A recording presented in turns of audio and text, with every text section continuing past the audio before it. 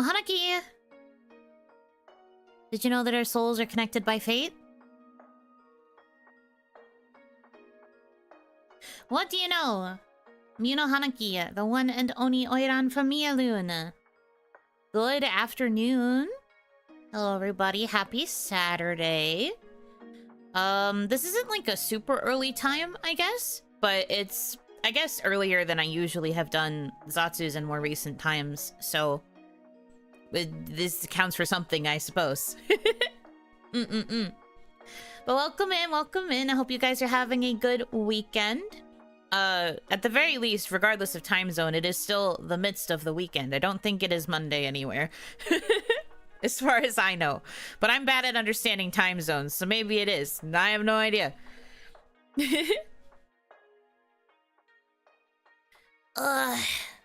It's been cloudy, like overcast, and it's finally starting to cool off a bit in Onigashima again, so I'm not sweating desperately like I was the other day. But like, because it's been like overcast and rainy and icky, I have been quite tired, so I'm trying to fix my energy levels. I can't sleep at night though, so like for some reason I try to go sleep and my body is like, no. But then during the day when it's overcast, it's like, what if we sleep the whole day away? I'm actually becoming true Oni at this rate. I'm going to actually have a reversed schedule. I don't want this. Get me out.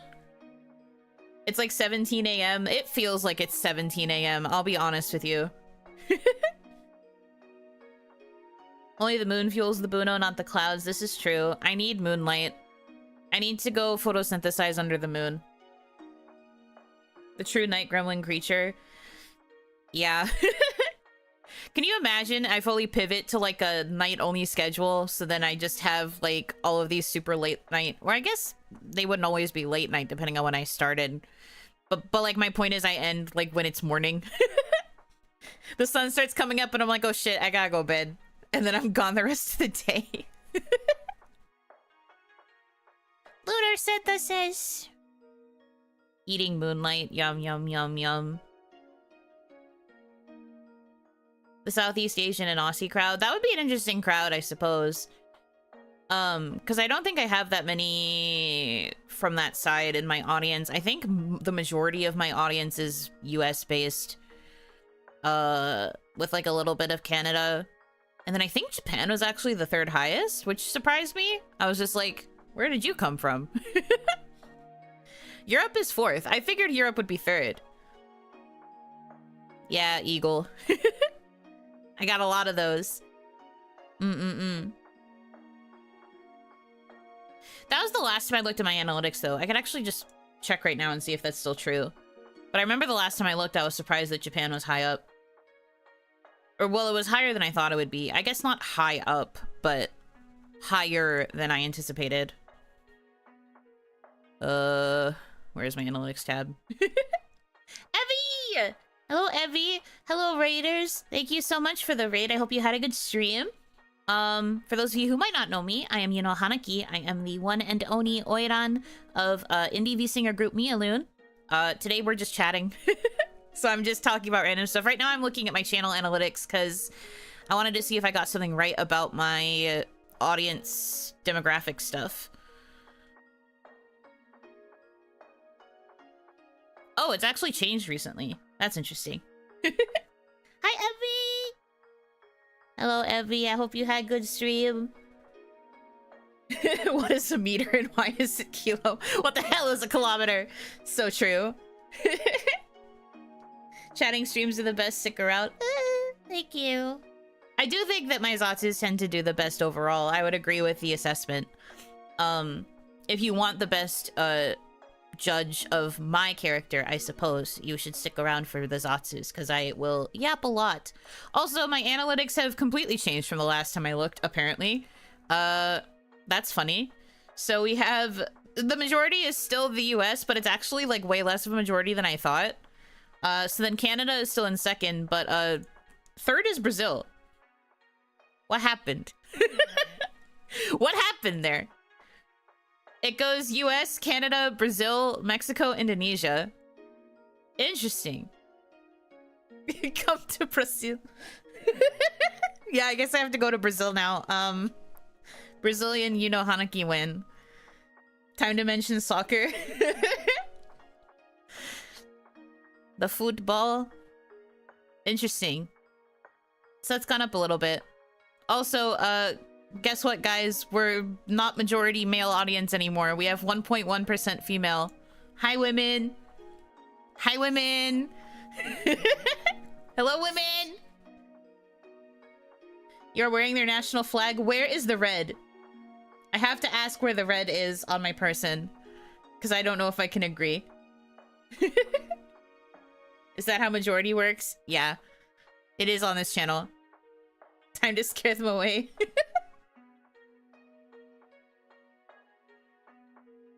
The blush on your cheeks is the red. I did actually realize it's very subtle. I mean, you guys probably know this because you look at my face more than I look at my face, perhaps. My blush actually gets, like, darker when I smile. I didn't realize I had that as a feature. She's so cute, and for what? This Yuno Hanaki. Don't boot me! How many times do I have to tell you that if you touch my nose, I will blow up? We don't want to blow up the stream this early.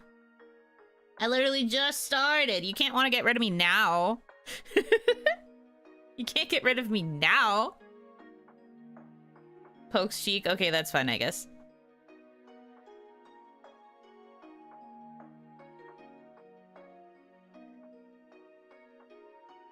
I guess we have terrible aim. It do be like that sometimes. I mean, if you are in my audience, I would assume you are not always good at pew pew. Because I'm not good at pew pew game. Girl plays Overwatch one time and is just like, alright, that's enough. Alright, we're good. There was actually a time in the before times where, like, when I was still trying to train and become VTuber, or I guess, like, become more proper VTuber, perhaps is the better way to word it. I got Apex, but I never downloaded it because I saw how big the file was, and I was like, no. But I got it because I was like, VTubers play this game. I guess if I want to VTubers, I will have to play this game at some point. So it's just sitting in my library. I don't really have any intention of installing it ever because it's a very big ass file. But I was just like, I guess if VTuber also Apex?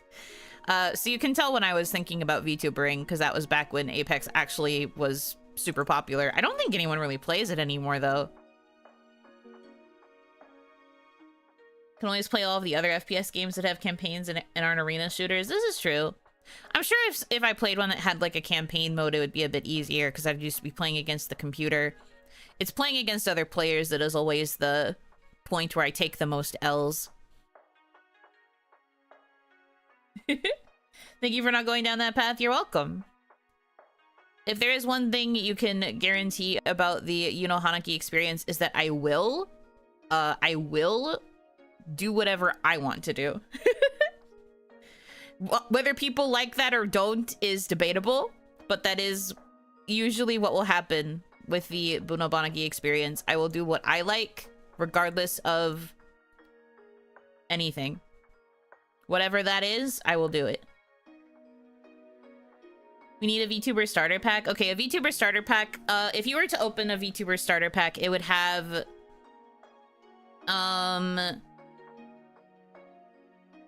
what is the name of that default model in VTube Studio? But it would be the VTube Studio app with like that purple mascot girl loaded in as the default model. It would have Apex Legends in there. You have to play that at least once to be VTuber. It would have... I'm thinking. What else would be in a starter pack for VTubers? Minecraft? True, Minecraft would be in there. If we're talking about specifically, like, games that VTubers have to play, it would be Minecraft. What's another big thing? A King cover. Getting over it. Oh, true. Getting over it. There's probably some alcohol in the starter pack as well if you're going to be playing Getting Over It. Balatro? I don't know if Balatro is really like VTuber as much as it is like mainstream. It's gotten quite mainstream, surprisingly. Ring Fit. Oh yeah, you're right. Ring Fit is probably more likely. VTuber starter pack has 3 classes: shooters, Minecraft, Zatsu's art. Suika game or whatever trending game was disguised as Zatsu is at the time. True. Karaoke being good, not necessary. Oh yeah, so there's like a microphone in there. Gacha game stream win. I've played Nikke on this freaking channel. I've played PGR on this freaking channel. I've done my gachas. I've done my time. Like 4 streams of it. Granted, that was when I was still corporate. Oh, well, no, I've actually played Infinity Nikki after the dissolution, so I have still played a gacha post beginning indie life. It's almost like you're a VTuber. Yeah, what the hell? A VTuber in this day and age. In this economy. Lads stream. I can't play Lads until they have a PC launcher. I don't have the means to stream from a phone, and also my primary phone that I don't use for my model capture is not strong enough to handle the graphic intensity of Love in Deep Space. So I can't. Until they make a PC launcher, which people are thinking might be possible, because it's possible to make it go landscape rather than portrait. So there's a theory that they're planning a PC launcher at some point. Well, we'll see. I'm crossing my fingers. I want to meet Caleb and Zane. Those 2 are my faves. And someone's just like, but you know, aren't those both the childhood friends? And I'll be like, have you looked at me? How many times have I vouched for the childhood friend by now? You don't even know me. Nikke showed that it's possible. I loved when Nikke finally had a PC launcher, bro. Because it was fine on my phone, but my frames got so much better the minute I started playing Nikke on PC. I was doing so much more damage.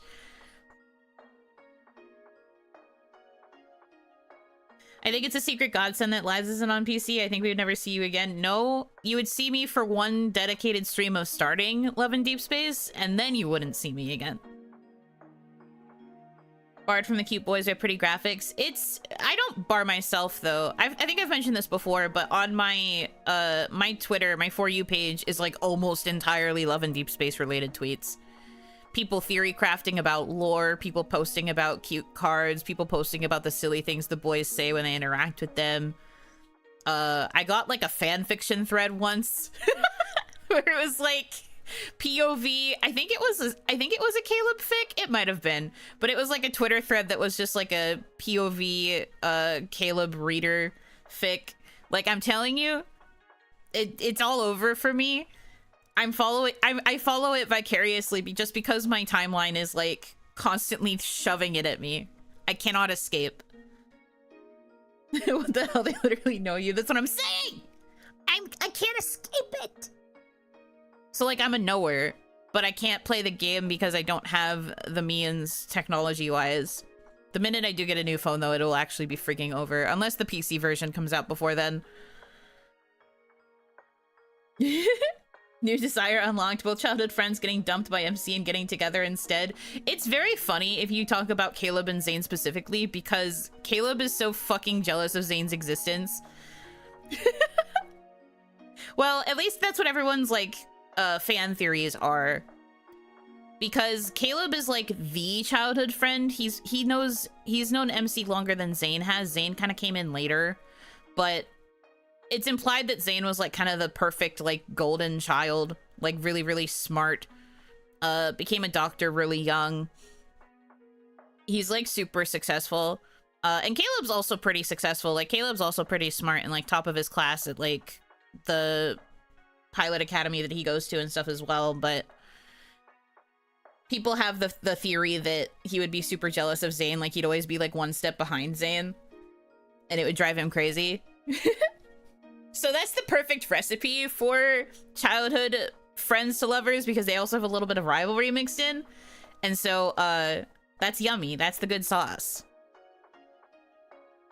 Here, I thought you only had Limbo on the brain. Look, Limbo is my husband, okay? If you put me in a room and you had Limbo tied up on the left side and Caleb and or Zane tied up on the right side, and you told me I could only go to one side, I would probably still choose Limbo, just because as much as I know about Love and Deep Space, I don't know enough to fully commit. But like, I'm in the trenches. Why are they tied up? The implication is that they're tied up and I have to rescue them. Guys, get your head out of the gutter. Hello? It's to rescue them. Why is that the first thing you thought of? Do you want me to do something more dramatic? I can't... 2 cliffs? Do you want them to be hanging off the edge of a cliff? And I can only pull one off? Is that what you want? Is that better for you? You have to understand. Didn't realize this is a Yandere RP stream. I didn't tie them. I don't understand why you jumped to this conclusion. This is a sick and twisted world that I am forced to live in. That's what they all say. What? Who says this? What do they mean by this? I don't know why you said they were tied up. Because I'm trying to say, if it was a situation where I had to choose between 2 of them, I would still choose Limbo. I don't understand why you guys think that this is a weird thing to say. You're crazy. An offering. Thank you so much. Like on my ego, thank you for the $4.20 tip. Haha, nice. I think Yuno would write a fanfic about acquiring both, all while keeping Rock Lee as a love interest. That was the really old fanfiction from baby childhood. Also, I in an ideal world, I would have multiple, but like, if you made me choose, at least in this particular instance. Where the fuck is the text? There it is. Why do we tie him up like that? In case of Fujo rescue attempt, Yaoi fueled scream will alert the guards. Why is it me being a Fujo? At this point, it's me actually saving like my anime boyfriend slash husband. This has nothing to do with being a Fujo. If this is about me being a Fujo, I would choose not to rescue either of them, and I would instead choose one of the multiple people that I ship them with to do it instead so I could watch. If they're tied up, just take them both. I hate this. You guys understand nothing!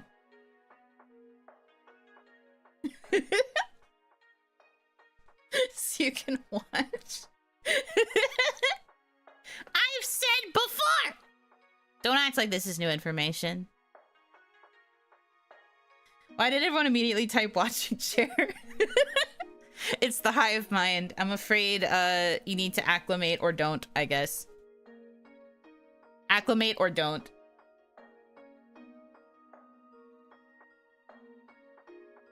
Sometimes women just want to see 2 men kissing and cuddling as a little treat. I get it. I like how your thought is kissing and cuddling. Anyways.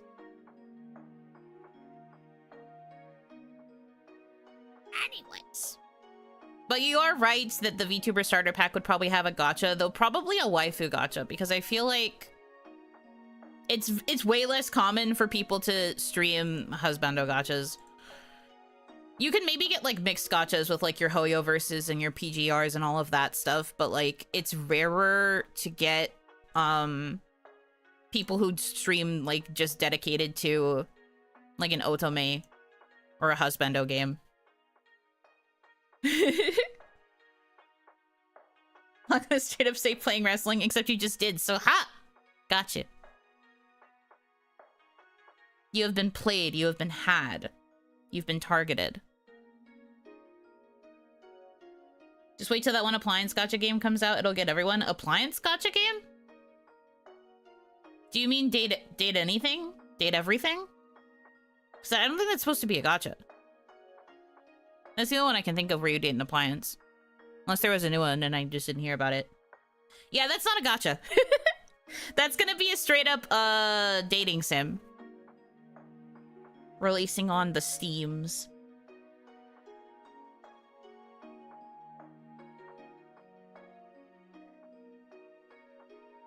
Even better. I am very excited for that one. It's been spearheaded by one of my favorite people too, so I'm very excited about it.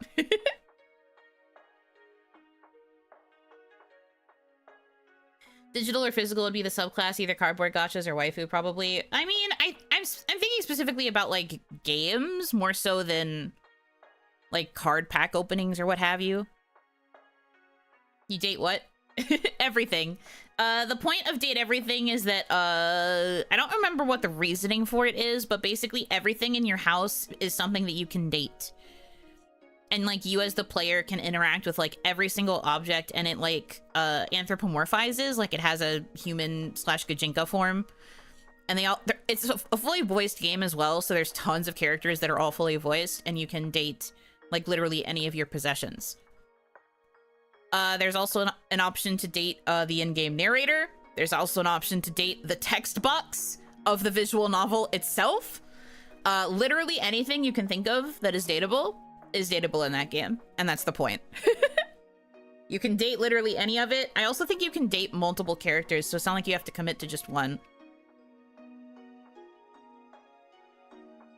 So you can date your wardrobe, for example? Yes. Someone was annoyed on Twitter when that game was announced that Western dating sims are always trying to be subversive. I'm not angry. I think I understand where they are coming from, though, that Western dating sims keep trying to subvert a lot of the common tropes. Because, like, I think I've had this kind of rant before about, like, Doki Doki Literature Club, for example. The fact that that one became so popular as a dating sim has led to lots of people thinking that you can't just have a dating sim anymore. It has to be a dating sim that has underlying horror, or it has to be a dating sim but not. There's a lot of like a weird sense of shame, I guess, that comes from having a game be like specifically just a dating sim, or a joke like the KFC one. Yeah, I understand it. It's like when the most popular example that people can think of is something that subverts the original intention. I do think it muddies the water, and it creates a certain expectation like that, like the original thing always needs to be subverted now. But like specifically with dating sims, because in my head I was like, is this more a problem with games where you date women or girls where you date men, or games where you date men? But I realized that it's kind of the same either way. So I guess like with dating sims, there is like this expectation with Western audiences. I guess they have too much shame with playing something that's meant to be a straight up dating sim, because it's usually associated with like degenerate people, or people who are like, you know, coomers or what have you, like the people that you don't want to be associated with. So it's like, but I play this version that subverts the expectation. This one actually has a plot. And I'm just like, don't be a coward. Play the game without a plot. Why don't you just go for it, man? We got Honey Pop, but that one is ancient at this point. I feel like Honey Pop is also a bit of a subversion. If only because it, like, encourages the debauchery of it all. It's like that game has a lot of commentary on the fact that you're kind of meant to be a sleaze. Like, you're literally being given the power by Q to, like, flirt with every woman. It encourages, like, the harem experience, which is the issue. Not issue, I guess, but because, like, with a traditional dating sim, once you pick a route, you're locked in and you don't go anywhere else. But with games like Honey Pop, you can date all of them simultaneously, and the point is that you are a sleazebag and that you're playing the games to get in their pants. Per VMC is a little bit of a subversion in that most MCs tend to be pretty blank slate.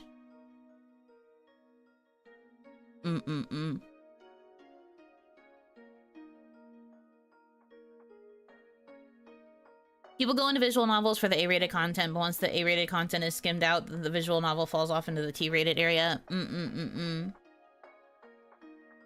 Gooner's like traditional dating games, offers kaiju dating game instead. And then that's the thing. You have these situations where people are like, here's a game for the monster fuckers. Here's a game for, I'm trying to think of other like specific tropes and like examples, or like go back to Date Everything, for example. Here's a game for the people who want to anthropomorphize objects in their households. Here's a game for, like, it becomes more niche and it starts targeting specific subcultures. That part of it I don't mind, as long as it still treats it being a dating sim with a bit of respect. I feel like the problem comes in where like you can't let yourself just be a dating sim. I also just want more VNs that aren't dating sims. Well, that's why I'm saying specifically dating sims. I think visual novels are starting to branch out more, and I feel like people aren't judging them as much for being visual novels. Although a lot of the problem now is that we have people who don't want to read. So most people avoid playing VNs because they don't want to read. They don't want to read a text. But I feel like VNs have started to diversify a little bit.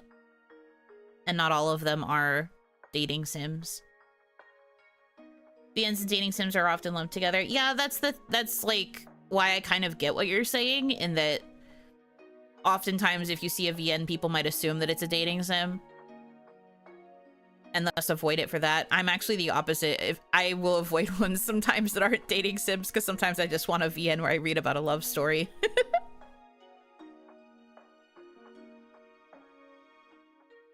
Stardew Valley might be the most straightforward dating sim we've gotten in the West, and it's actually a farming sim. I think farming games in that kind of genre are similar, though. I don't think Stardew Valley is the most straightforward, because there are other farming games where the goal is always to like find a love interest and get married. And then, you know, more games have started to add the option that you're not limited by your gender with your love interest options, which I personally like about Western games.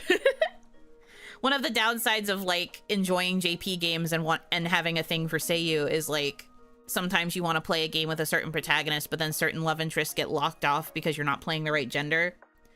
And you're just like, it sucks. But that kind of is different with Western games. Western games are more likely to not limit it by gender. No more gender locking. Cough, Fire Emblem. Fire Emblem with 3 queer people. Here are your 3 options.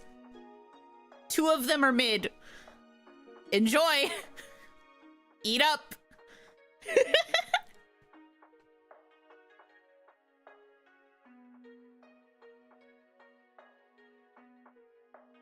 Better than nothing. I mean, it is true that it's better than nothing.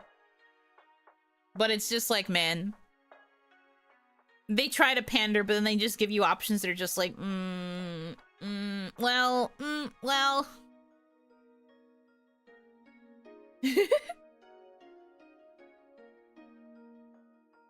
Fire Emblem is one of the only games where I can say I want to min-max the stats on the child and it doesn't sound completely insane.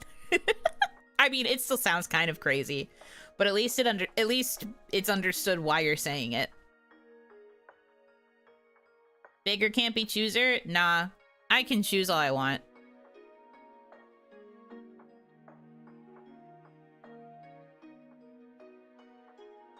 FV is still a serious strategy game at its base, and I could care less about the marriage and children. Yeah, no, but like I'm mostly talking about the gender locking routes thing more so than the actual like validity of it as a dating sim, because honestly, it's really not a dating sim.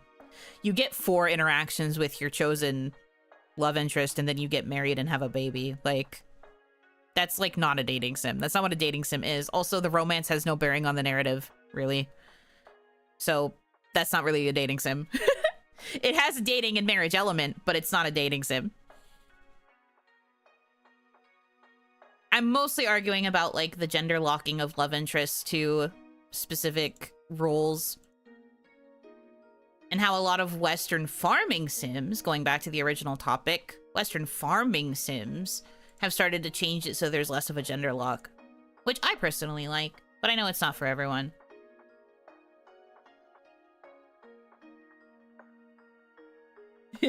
Four interactions? Dang, that's fast. I know, right? Interaction 1, stop leaving your socks in my tent. Interaction 2, thank you for not leaving your socks in my tent. Interaction 3, you're alright. Interaction 4, let's get hitched. Literally, that is exactly what it's like. They kind of just speed run those whole dynamics. And it's not that it's bad. It is funny to see the different kinds of banter for each pairing. But like, in the end, your romantic entanglement will have no actual impact on the plot of the video game. The narrative will continue whether or not your character is married.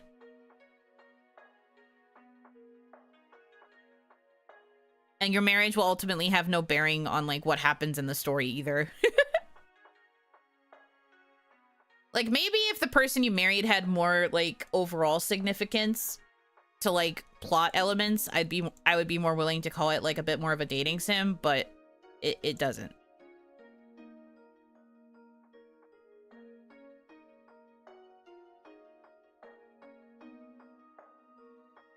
But anyways.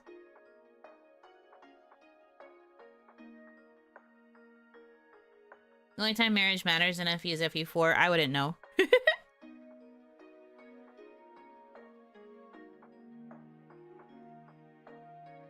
The story will continue whether or not you get married. Awakening Bros playing FemC, being forced to marry Crom be like... Well, yeah, you get auto-married to Crom, but then, like... Does it have any actual bearing on the story? You would still have those emotional beats with Crom, even if your FemC had managed to marry a different guy before then. Yes, I saw your joke about Hanaki. I have fun with that, I guess. A romance is pivotal to saving the world. Did your wife show up at any point during the game after you got married as like a pivotal part of the narrative? Was she there for you in those like emotional beat moments?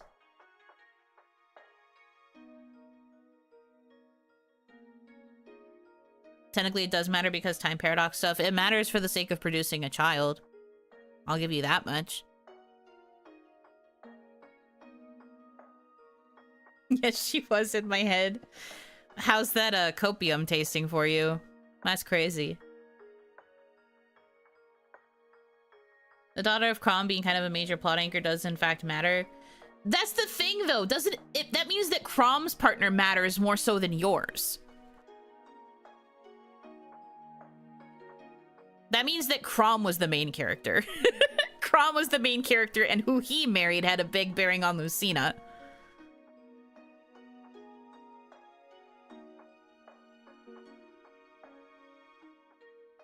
The fun in Fire Emblem is finding the weirdest pairings possible, as is most media. I would agree.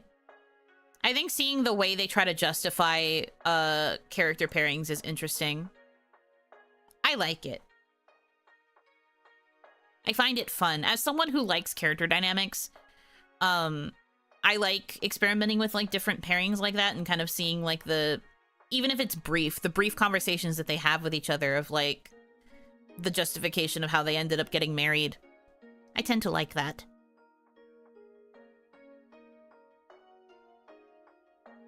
She was just slightly off screen. Sure, we'll go with that. Copium probably tastes really delicious.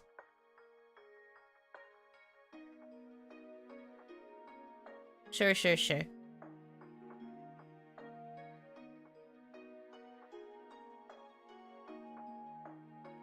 You have to remember that the marriage does have a purpose, because after you finish the end credits, you log right onto AO3 and frantically search for your pairings. I wasn't using AO3 when I first played Awakening. I wasn't really in those trenches. But I did have my faves. I had my interests. I had my ships.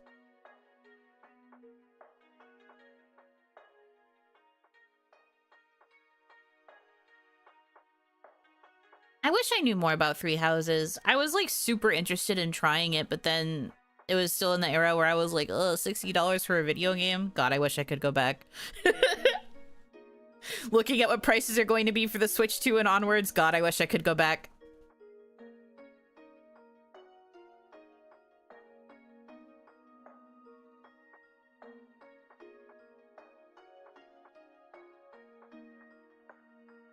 Please play Three Houses and do the Blue Lion route. It's so good. Yeah, I was always between Blue Lion and the Golden Deer. Sorry, lesbians. I do not really care for Edelgard. Sorry, lesbians. I'm sorry, women. Happy for you, but I'm sorry, women. That one never interested me at all. Where's the unsubscribe button?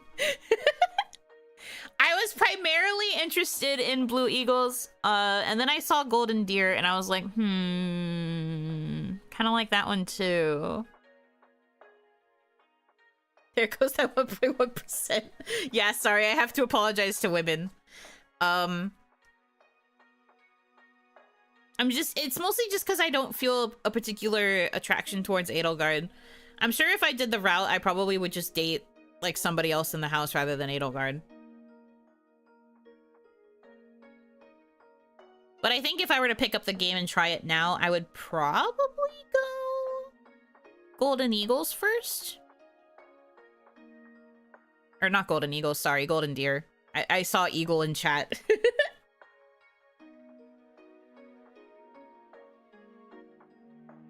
You can also bring most of the other characters into your route. Yeah, I remember this. If you're good at what you do as a teacher, you can recruit people from other houses to your house.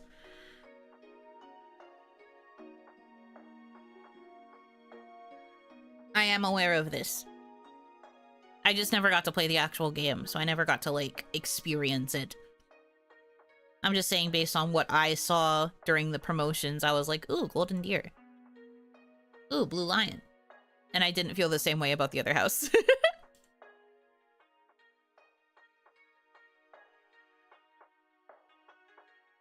Routes are basically Black Eagles for Conquest, Blue Lions for typical Fire Emblem, Golden Deer for lore, and Trout for the not Conquest Black Eagles.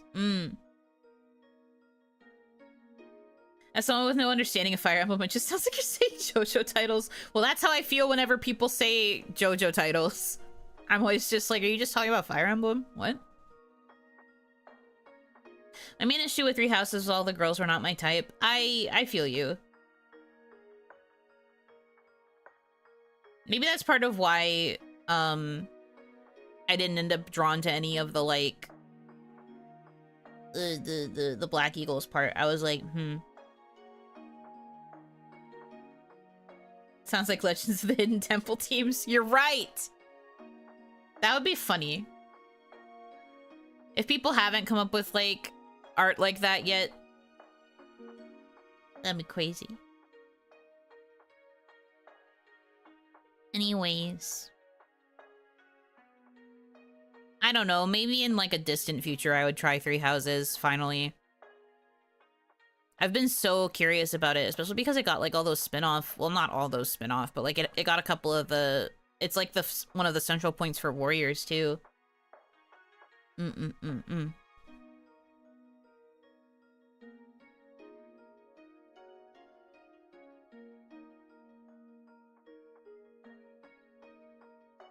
A silver monkey puzzle ruining so many kids.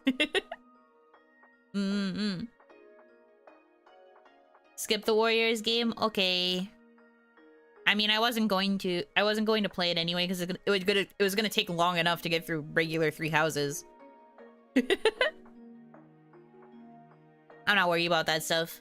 But, like, I was just curious because it was the newer IP and then it started getting all that attention in, like, the spin-off stuff. So I was like, huh, people really like it.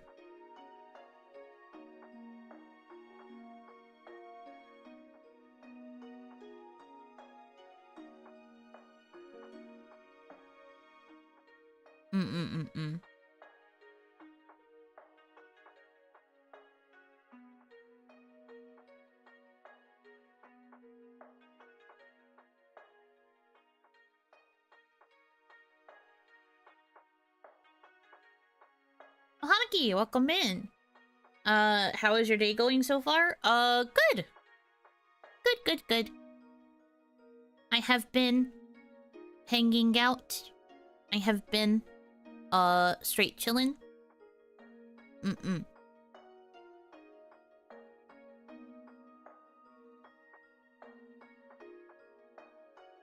As a Fire Emblem game, Three Houses is second from the bottom of my tier list for how disappointing it was when it came to maps and challenges. Well, people play games for different reasons, so I can understand why it would be at the bottom for you. I think Houses might have actually been intended for the people who like character dynamics and like the more social aspect of the strategy rather than the actual strategy game itself.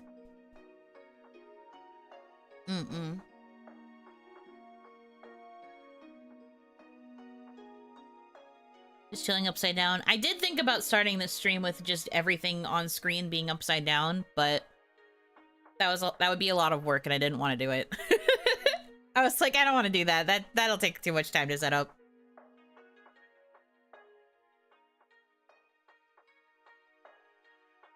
Nah. Not today.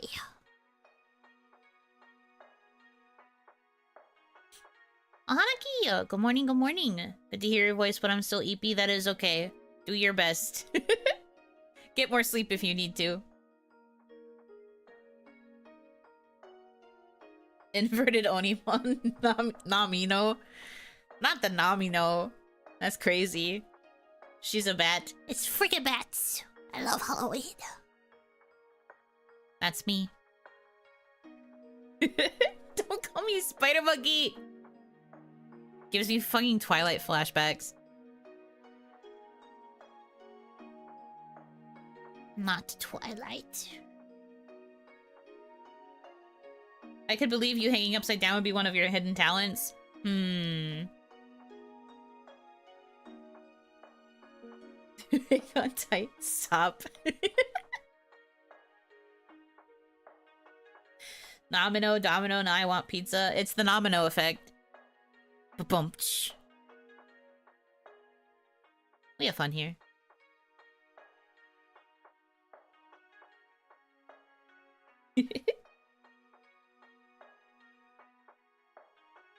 Ew, Domino's based. I don't like Domino's either.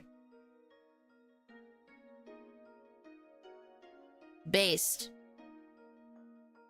I've said this before when it came to discussing pizza places, but every time I have had Domino's, it has made me sick. Frick all that. She forced us to watch Twilight. It was awful. I'm aware. I wanted to be there for the watch along. Man. But life kicked my ass.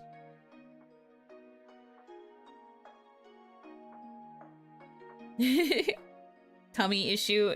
I guess it's a tummy issue, but it's specifically only with Domino's is the thing. Can you all agree Pizza Hut and Papa John's are the lowest tier pizza chains? I will agree with Papa John's, but I actually think Pizza Hut is like mid. Mid positive. Because there is also a mid negative, but I feel like Pizza Hut tends to be mid positive. I used to think it was worse, but maybe it's just how it is in Onigashima, but it's gotten better.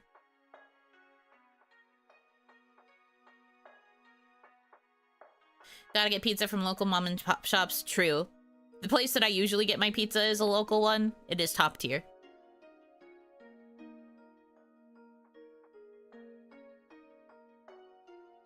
I'd seen a lot of Twilight reviews before the She collab, but they never prepared me for how much nothing there is in those movies. Because the books are kind of a lot of nothing. I've said this before about myself, but I guess exposure to people who don't know. I read the books before they ever thought about making the movies. I was like deep in the motherfucking trenches, and then the movie came out, and I was just like, this is for me, finally. But I was really in the trenches with Twilight. I ate that shit up as a kid. So like I was always a book first person.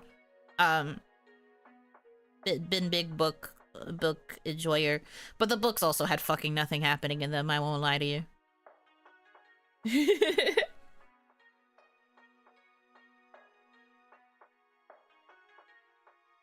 It was your story, it was meant for you. I don't know if I thought that of it, but I definitely was like, finally. She was Team Edward. I was not.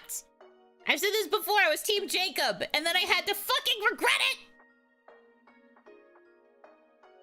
I never wanted to explode more than I did in that moment. She likes tacos. I like dog-coated boys, and also he was kind of the childhood friend. So, you know, was it because of that? Yeah. But I didn't know at the time. So I was like super into Jacob, and I was like the only friend, or the only person in my friend group, I should say, that liked Jacob. Everybody else was rooting for Edward, and I was just like, that's crazy. Have you seen him? And then I also thought that Taylor Lautner was like pretty handsome at the time. So especially when he went through the glow up that he needed to do to be super strong, Jacob, I was like, yeah. Yeah. Yeah. And then I got fucked over so hard by the narrative. He definitely lost. He lost hugely, but I guess it technically wasn't like a full loss because he ended up not really caring that much once he realized the truth. Which is so fucked up because, like, you're about to make me rant about the actual narrative, but here's the thing. In the narrative, he's so anti, like, imprinting and mating and stuff because he thought that the whole thing was just stupid. He wanted to be able to choose. So I hate that his entire narrative was destroyed by, you know, still making him imprint regardless of who he imprinted on. Like, that's unrelated, but like it was such a core component of his character. He was one of the ones that was like really trying to advocate within the tribe about like not falling into the like expectations of imprinting and like having a chosen mate, destined mate, all of that stuff, whatever. And that was part of the whole reason he was like pursuing Bella. He was trying to like have that experience of being able to choose for himself and like think for himself and be independent. Yeah, and then he had it happen, and it immediately retconned so much about his character instantly.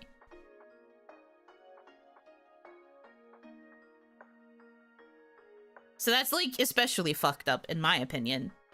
But also there's like a whole host of reasons why that concept is problematic in and of itself, so I'm just gonna not go there. But I was pissed off narratively. I was just like,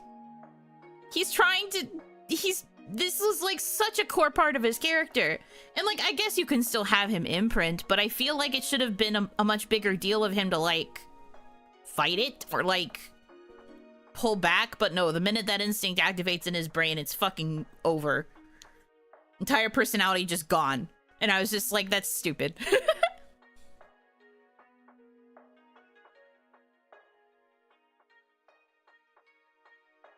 It's okay, I read a 40-page fanfic pairing Edward and Jacob, and then my brain was ruined forever for all eternity. No, that is also the solution.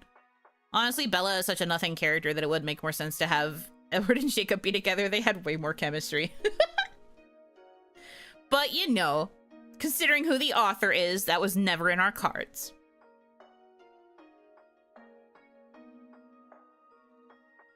I was a Twilight auntie until someone brought up the reverse, a moody high school boy being pursued by a goth vampire girl and an obsessed werewolf girl, and I was like, oh, I get it.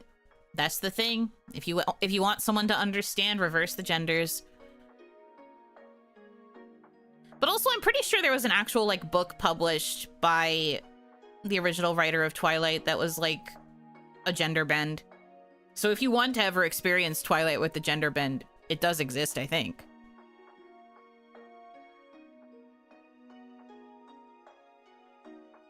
She also started rewriting the books, like, all from Edward's POV, which is crazy. I'm just like, I don't know if I care enough about what Edward has to say to read a whole book from his perspective. I made myself care about Bella's perspective. I don't know if I could do the same thing for Edward. When did Stephanie Myers do all this? The gender bend one was like a while ago. Midnight Sun, I think, came out a bit later, but was also a while ago. Never forget 50 Shades of Grey came from Twilight fanfiction. It's literally the exact same fanfiction that was originally posted. She just changed the names. And one could argue that because the concept was so divorced from it being Twilight that there was like no issue of copyright infringement. Literally an entire decade ago. Ugh, I'm gonna flow up. Don't say that it was a decade ago. The passage of time fucking sucks. Ugh. Anyway.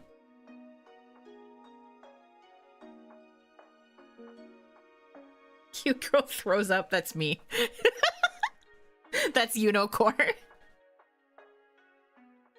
I never liked Twilight. I instead read the Vampire Chronicles by Anne Rice. Much better stories until the later books. I've heard of Vampire Chronicles, but I've never read it. Also, I think Vampire Chronicles is part of the, yeah, Anne Rice is the whole reason that the fanfiction lawsuit happened.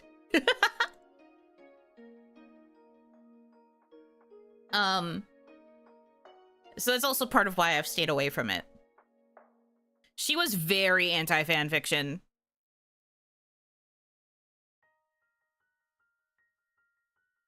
50 Shades of Grey narrated by Gilbert Gottfried is hilarious. Well, that's because anything Gilbert Gottfried did was very funny.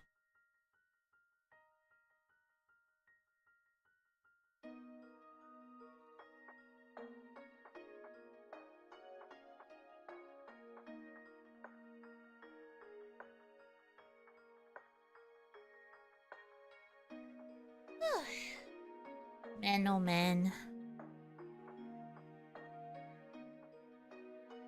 Later movies had cool set pieces to turn my brain off to and my mom would watch. That's fair. Onimama was never into Twilight.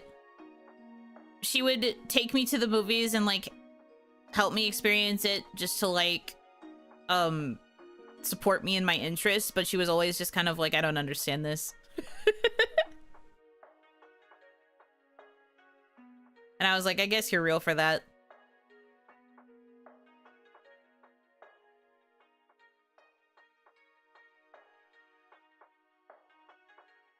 Speaking of books, happy Indie Bookstore Day. Yes, support your indie bookstores. Buy books.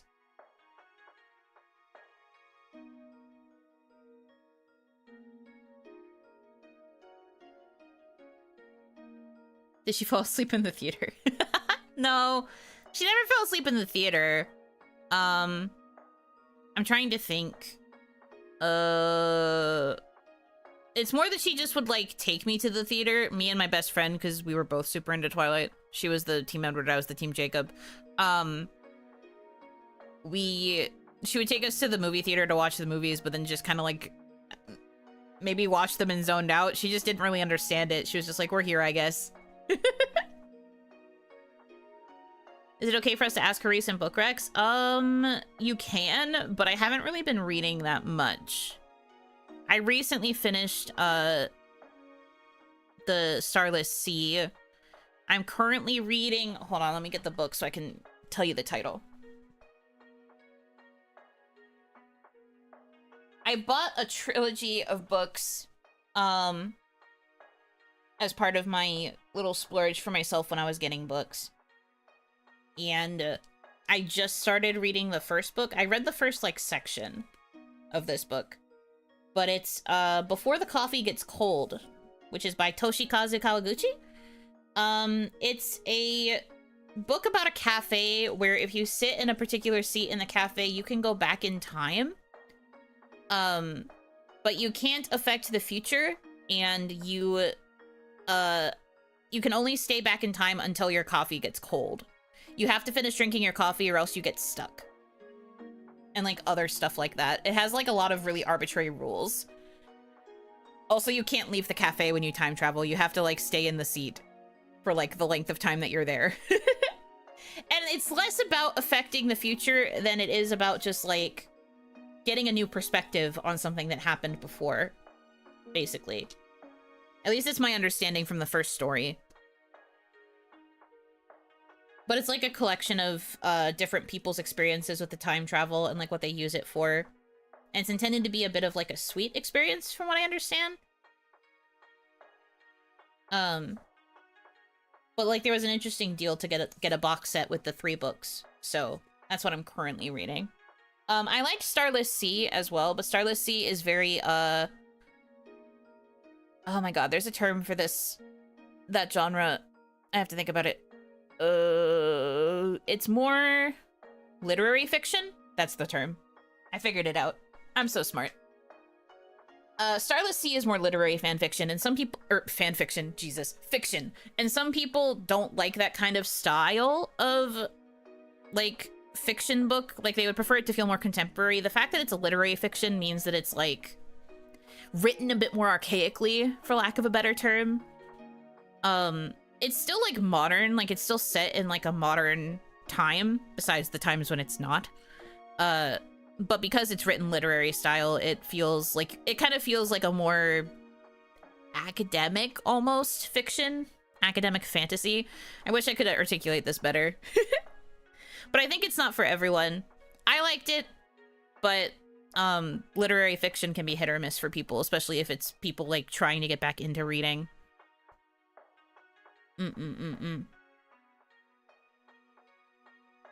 I do feel proud about finishing a book recently. Granted, it was a small book, but it was a fun read. No, that's great!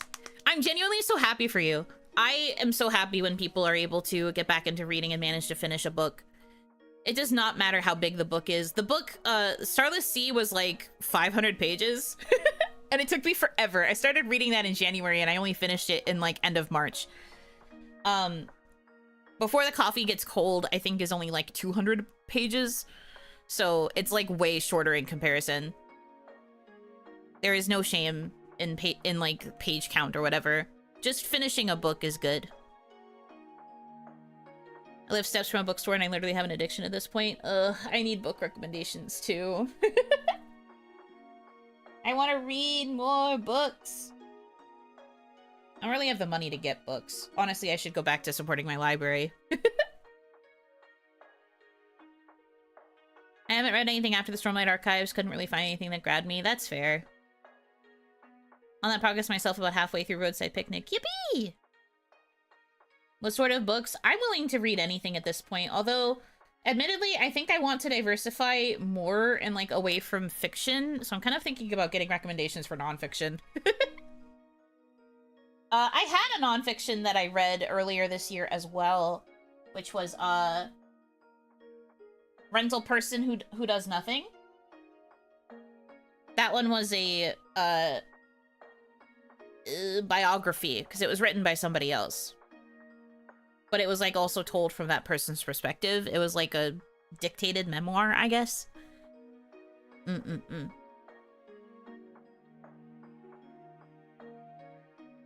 But yeah, I think I'm kind of leaning towards like wanting to read more nonfiction. I used to be a big hater.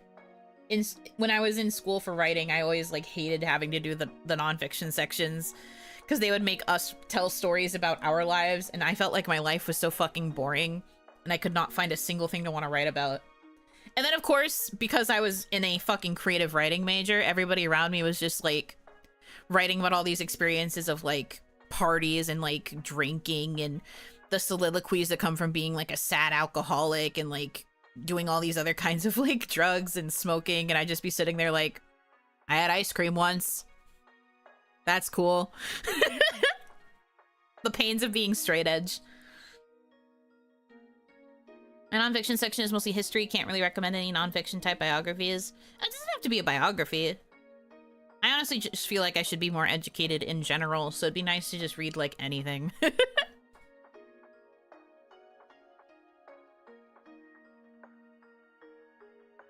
The power of a slice of life lover, write about doing nothing all day, literally.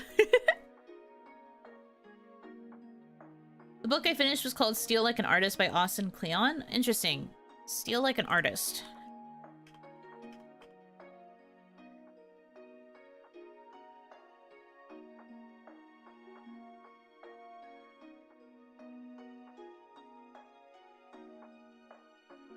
Bup, bup, bup, bup, bup, bup.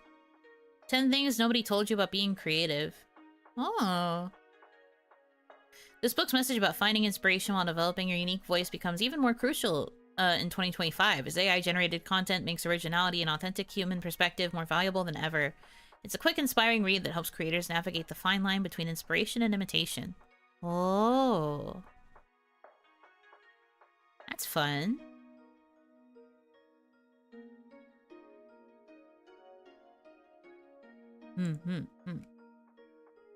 I'll make a note of this. I like reading these kinds of books too. I put peanut butter in my tomato soup, entire class horrified. Nonfiction recs are very sad topics, but super fascinating. Sixth Extinction by Elizabeth Colbert and new book Everything is Tuberculosis by John Green. Oh, I wanted to read his book. I really wanted to read Everything is Tuberculosis. I went to buy it the other day, like while I was still recovering from my wisdom tooth surgery, I think, and it was sold out on the shop that I usually use. So I was like, damn. But I will note those. Let's look up Sixth Extinction, because never heard of that one. Unnatural History. Oh. The Sixth Extinction refers to the current period of rapid species loss, primarily driven by human activities and the potential for a future mass extinction event.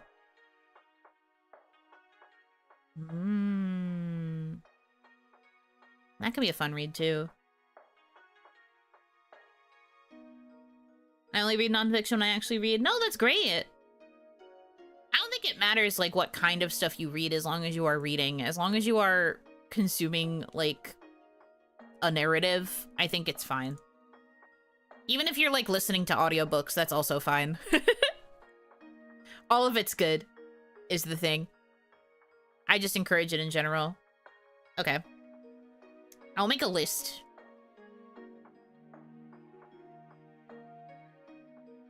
I'm the daughter of a librarian, so I can't avoid books. You're so real for that.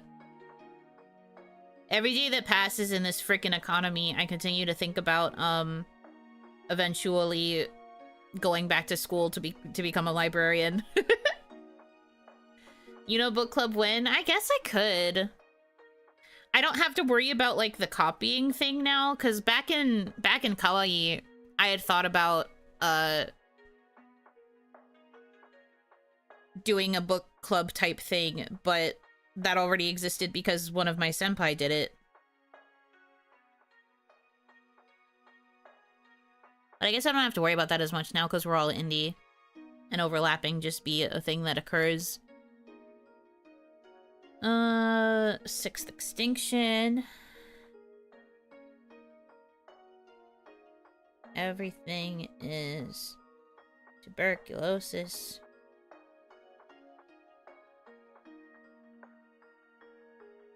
Because I watched the special, because I'm a Dropout subscriber, I watched the comedy special that John Green did, and I actually quite liked it.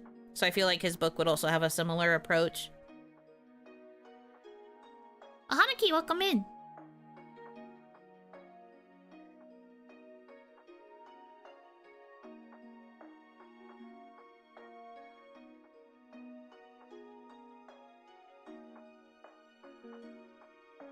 Which means not me for the uninitiated. I mean, I don't have to name drop her is the thing.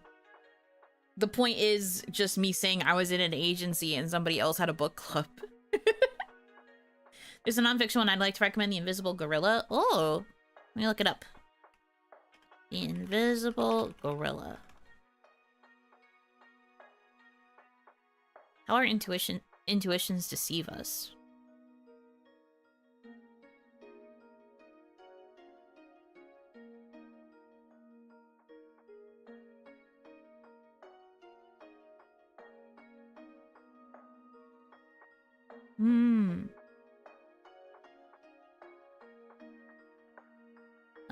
Uses remarkable stories and counterintuitive scientific findings to demonstrate that our minds don't work the way we think they do. We think we see ourselves in the world as they really are, but we're actually missing a whole lot. The Invisible Gorilla reveals the numerous ways our intuitions can deceive us, but it's more than a catalog of human failings. That's kind of cool. Okay. Noted.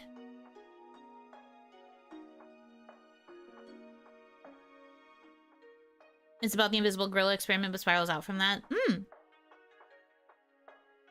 don't have any nonfiction books on psych, but it feels like a topic you could dive into if you wanted to read more nonfiction. I was actually in AP Psychology, and I loved all the readings we did for that. If you want to know anything about me being a fucking nerd. You are real for that? It doesn't have to be psychology, though.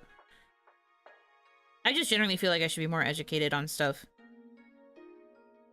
And reading is the best way to do that for me. Because I can watch videos on stuff and I feel like I register it, but I also feel like my brain very quickly forgets about videos I watch. But I've always had really good retention with things that I read.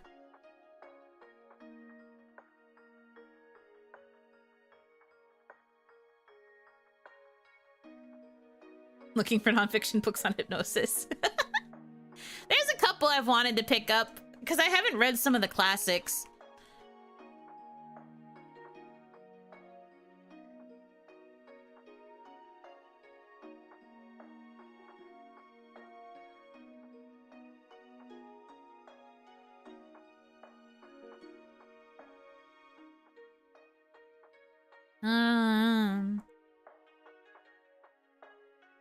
There are classics? A few.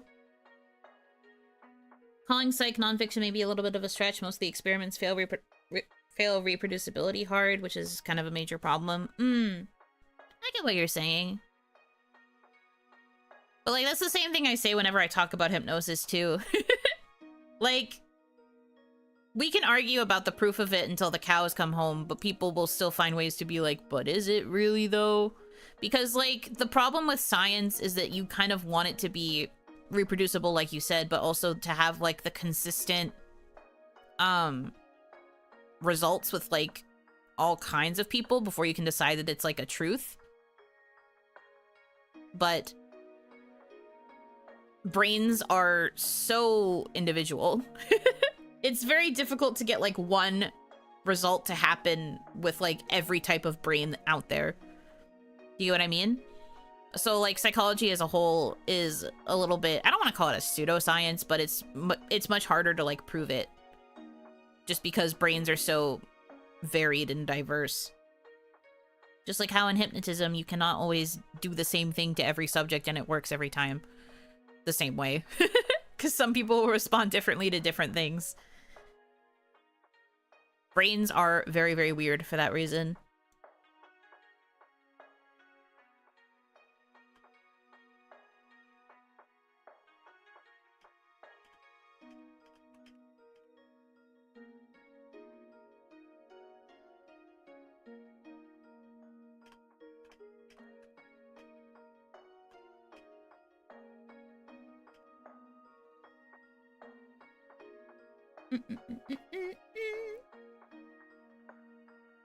And my school friend who had to take a few psychology courses would love you for calling it a pseudoscience.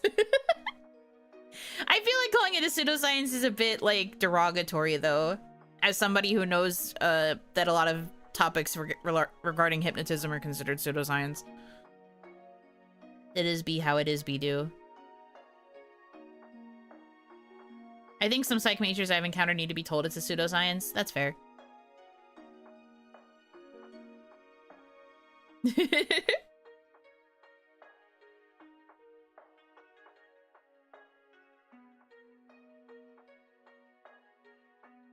Science is just one of those weird subjects. It was something that never really stuck in my brain.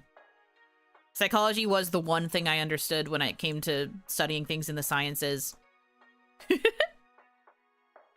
Although at my high school, when I took AP Psych, they counted it as like a history credit rather than a science one.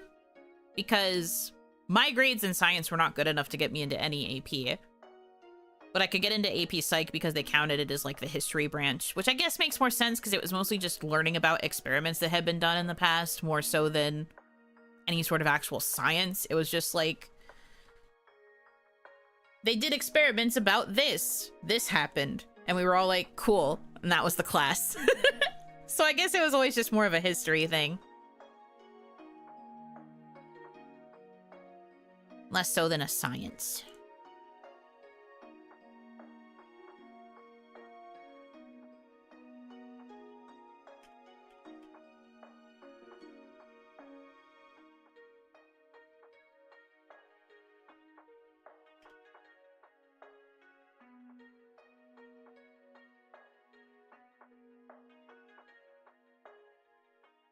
It's real, trust me, I'm a doctor. Okay.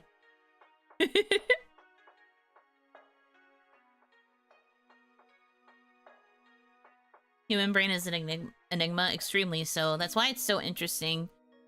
Things like hypnotism and the like, where you can, like, try to control a brain.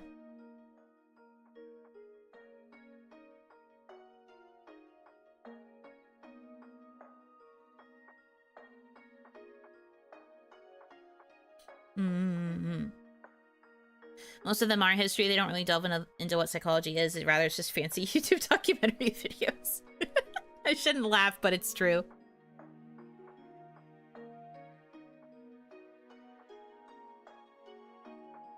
Why are the Tamagotchi suddenly so educated? See, here's the thing. We all appear on the Yuno Hanaki Hanaki Yuno bracket, Mialoon bracket, because we are all very, very smart, well-learned individuals who just desperately need an outlet to be stupid. That's how it works. We're all quite smart. We just choose to not show the smartness and instead dumb ourselves down to be a little bit goofy silly.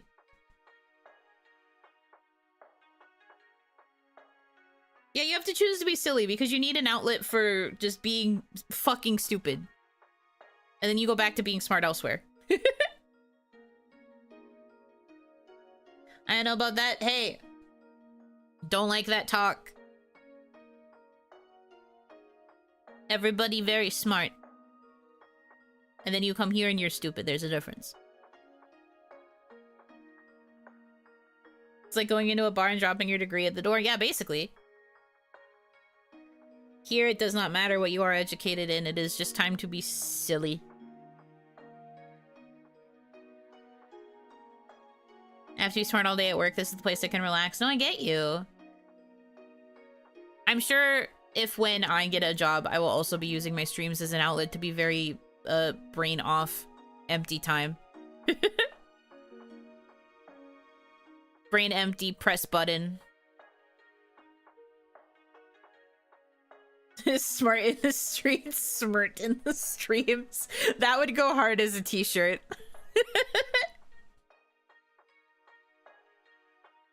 Smirt or smrat would also be quite good.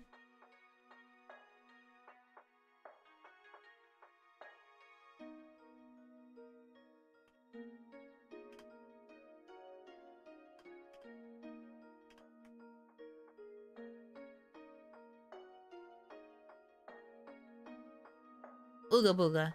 Smirt. Smartant. Head empty stream, 4 hours, scholarly, well-researched, ultimate discussion. Listen, that's because how I relax is by looking things up about thing I like and talking about it for 4 hours and giving myself laryngitis. Never forget. Never forget, because I sure won't. That was literally so crazy. I have had several long Zatsu streams before then that never gave me laryngitis. It's the Otome stream that got my ass. I literally died. Like, sometimes I'll end a stream after a long Zatsu and I'll be like, okay, I feel a little bit sore in the voice. I guess I'll just rest up and then I'm fine the next day. No, I woke up the next day and I could not speak and I was like, oh no. Oh, I fucked up real bad. Oh no.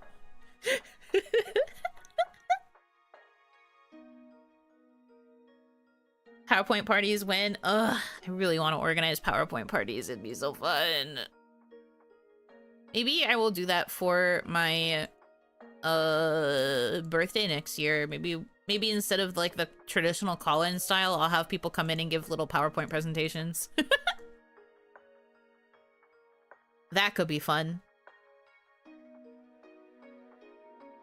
The Watcher got you. That was before I knew about the Watcher. Hate that fucking guy. Not even Beef Wellington managed that. To be fair, reading Beef Wellington didn't take 4 hours. It took like 2 because I kept laughing. That'll be sick. Okay, noted.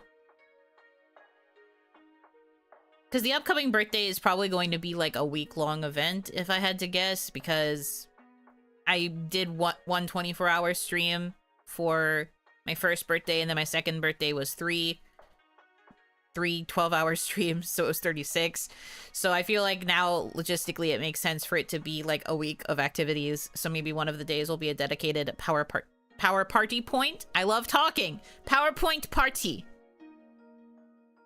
Yes, sir. It's like Shark Tank, but they pitch their favorite character. Wait. Well, that's part of what I already did when I participated in the waifu and husbando debate. Everybody kind of came in and like justified their faves. I feel like I'd be stealing an idea at that point because I already did that with Fora.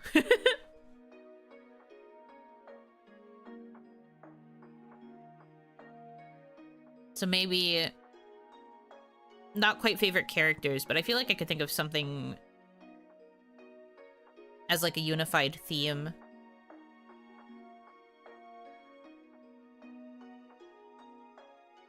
Could be fun. I'll have to think on it more. Yeah, but you laughed so much. Laughing doesn't kill my voice, I guess.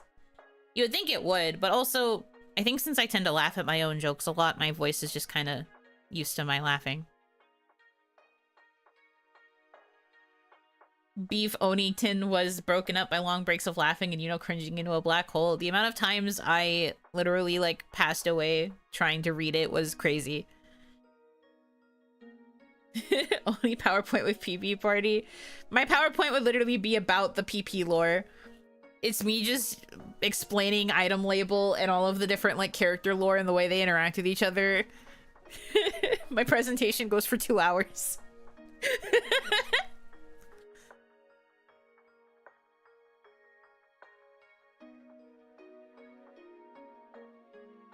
So true.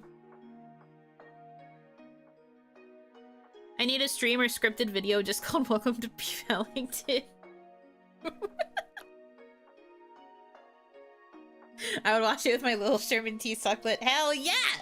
I'm so happy that you have a sucklet. I also want a sucklet. I want both of them, sucklet and PP. You need to cover the PP song. Do you think that they will give me the instrumental if I ask for it? Do you think they'll give it to me?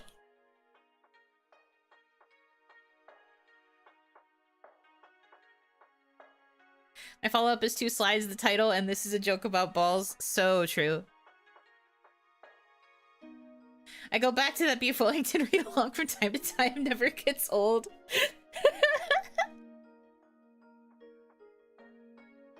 That sure was a moment on stream of all time. You miss 100% of the shots you don't take. Fair. Yuno's PP market study. What market?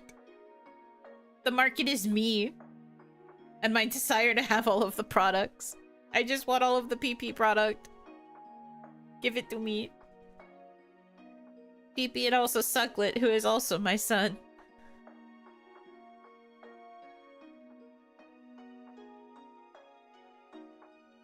I don't really have space for more plushy collectibles, though. My bed is, like, completely taken over. I don't think I'm ever going to have space on my bed again. It's just me and my plushies against the world. Not to mention all of the plushies I still have stored in, like, my closet and everything. And I think there's even more plushies, like, in the actual storage of the garage.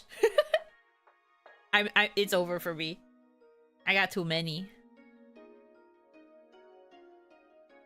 How many Beanie Babies? I'm pretty sure our entire Beanie Baby collection is somewhere in the garage, which I don't know how big it got. Because some of it is ones I inherited from Oni Mama, and then the others are ones that she got for me to add to the collection. But it's a pretty decent amount. The only thing I remember about the Beanie Baby collection is that I had one of those hanging storage, like... Oh my god, how do you describe this thing? You know those, like, hanging kind of tapestry style things with a bunch of pockets? Do you understand what I'm saying? Does it have a name? I feel like I'm fucking crazy. One of those hanging things, and they have, like, little pouches. And, yeah, we used one of those, and it would hang on the back of the door of my childhood bedroom. And it was filled to the brim with Beanie Babies. There were, like, at least 3 Beanie Babies per pocket. So whenever I went to bed and I would have my other plushies on my bed and I would be staring at my door because my bed faced my door like a crazy person, and I would just see a bunch of Beanie Babies staring at me from their little pockets. That's just a shoe organizer? No, it's different. It was specifically made to hold Beanie Babies. Because you could like fold it up and it had like a Velcro that you could like fold it so you could carry it like a bag. I think. I know what it is, but I just picture a giant sheet of pants with pockets hanging on the wall. But yeah, sure. I guess close enough in theory. Why can't I hold all these beanies? Why can't I hold all these babies?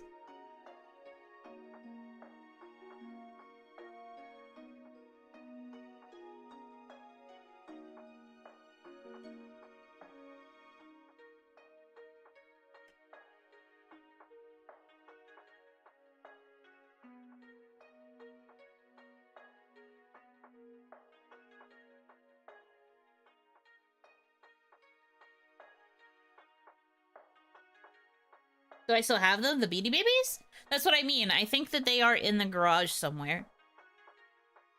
A bit of lore is that we used to have a storage unit that Onimama paid for where we kept a lot of, like, our old stuff.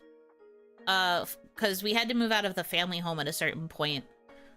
We kept a lot of stuff that we couldn't fit into the new box in a storage unit, but then, due to life circumstances, we could not afford to pay for the storage unit anymore, so we had to empty it, and everything that had been in the storage unit got moved into our garage, and our garage is very, very full of stuff now. It's, like, very, very full of stuff.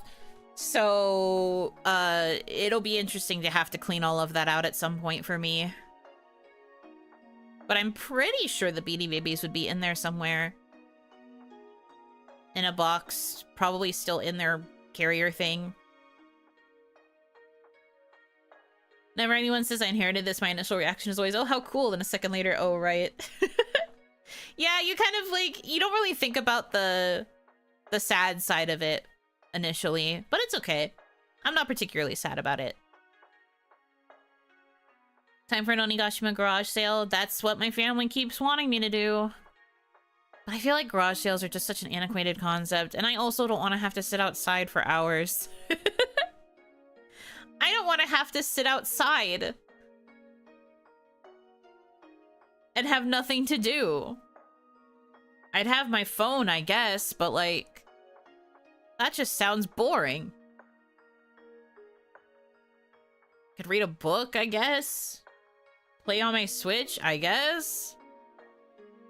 That sounds boring as hell, though. Sit outside for people to be like, 5 is too much, I'll take it for 1. I know, right? I mean, the way Onimama wanted to do it when we were still discussing doing it together, I've said this before. I think I said this a couple streams ago, literally. But, she wanted to be like, make everything cost like $5. Just everything be $5. Doesn't matter what it is, just you see something you want, $5. Just in an attempt to get everything to leave. Like a everything must go sale, so it's like everything's just one blanket price. If you're getting multiple things, it's just multiples of 5. That would also just make it easier for calculations, probably. I have memories of having done a yard sale with Onimama and Oni Grandma when I was little. And I remember we had more specific prices for things, and it was a little bit difficult to manage.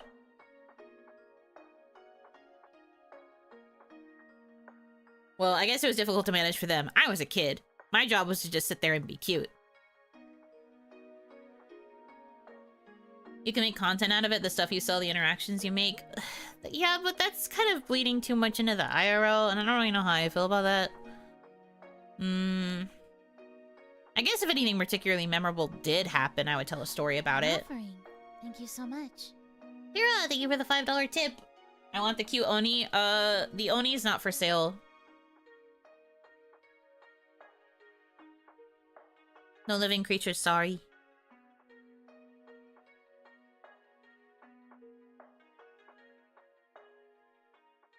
She is now, huh? You can't decide this for me. You don't own me. I own me. I also oni. That's illegal? Yeah. That's what I mean. I can't sell me. I can give you an item that was owned by the oni if you want. That's about all I can do. You oni? No, me own me, not you own you me. Yeah, see? You get it. You understand.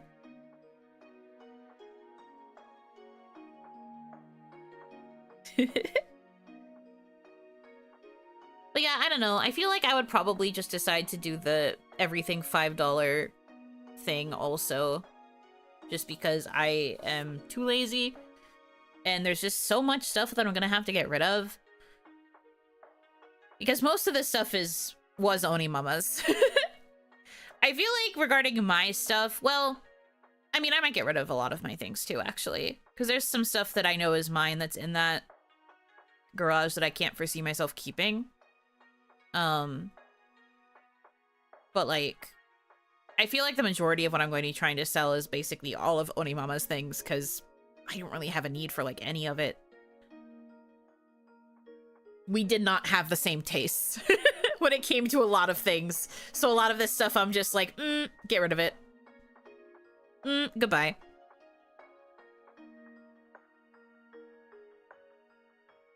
Signed Onigashima merch. I am not auctioning my IRL possessions to you guys. What if you stepped into this Tupperware over here with a bust of pillows too inside while I go over here to buy something? Please ignore the lid molding. You can't put me in Tupperware. The Tupperware is only for Puntable, and Puntable doesn't know what a bust of fellows is. So that will not work. IRL stuff would be kind of difficult to distribute. I mean, there are plenty of like retailers that you can use to sell stuff online like that. It's just that it would be a pain in the ass. Also shipping. Also, for those of you who don't live in Onigashima, the fees would go fucking goofy, silly, crazy. We ain't doing all that. Put everything in a bag and have mystery boxes? Oh my god, you're so right. I really should just put everything into a bunch of, like, mystery bags and boxes and just put all of the listings up on eBay or whatever and see what happens. Bid it off to the highest bidder. They just get a random collection of trinkets and stuff. I think that'd be funny. You fit in the metal drum. I don't want to be in the metal drum! Stop trying to put me in a container! You can't contain me.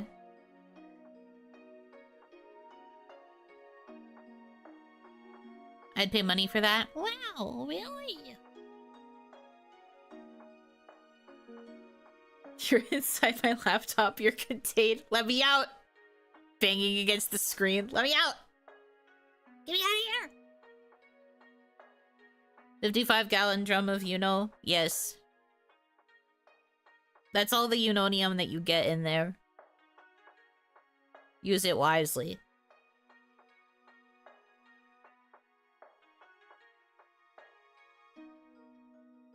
55-gallon drum of Yuno, $5.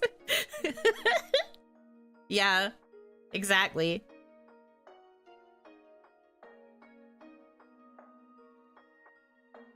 What if all this time Onimama had like a super expensive antique in that storage area that you could sell for tons of money? I don't know. I would have to get all of it appraised, but that also costs money because you have to pay for the service. Like, in terms of things that are in the garage, I really feel like it's just a bunch of junk. I'm not going to lie to you. I feel like most of Onimama's valuables have been kept within the box. An offering.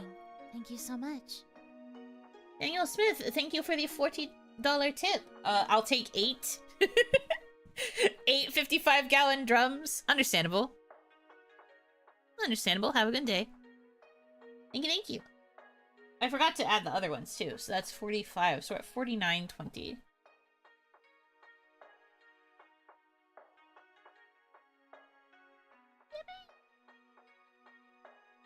Must say you're looking beautiful, my lady. Thank you. Thank you. I'm alright, I guess. Imagine her having secret gold bars. If she had gold bars, she would have sold those forever ago. We've been struggling for a long time. She would have sold them, like, right away if she knew that she had those. I guess that's the point of them being secret, but, like... I feel like I would have known if she had certain assets or certain, like, valuables. Most of the valuables that I know about are, like, her jewelry, I guess. And I do have, like, a big...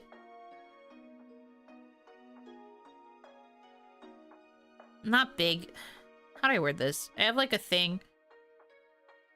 She has, like, a big jewelry, like, wardrobe full of jewelry, because she really liked jewelry when she wore it more. Some things in there might sell for a decent amount, but I wouldn't know. Look at work. You got this. Made Jorb go smooth.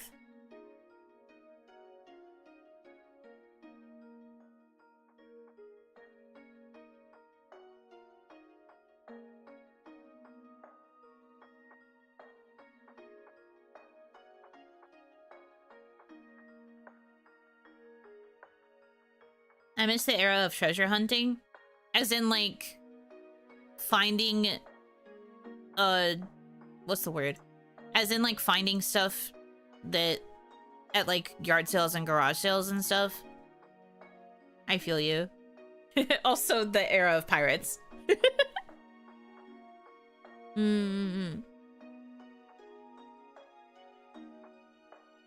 Onimama used to love finding yard sales and stuff, too.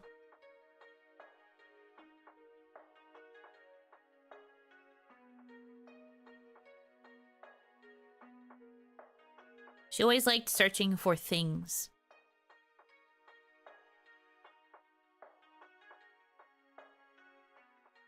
Wonder if there's a pawn shop near you if you want another way to sell things. Let me check. I mean, there probably is one. I just... that would still be difficult.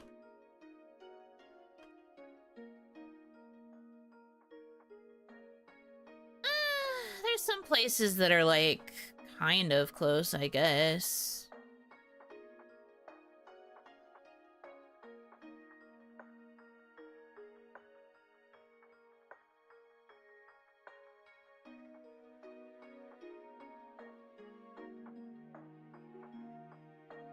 The closest one is only for, like, electronic stuff, though, so, like, music and games and things like that.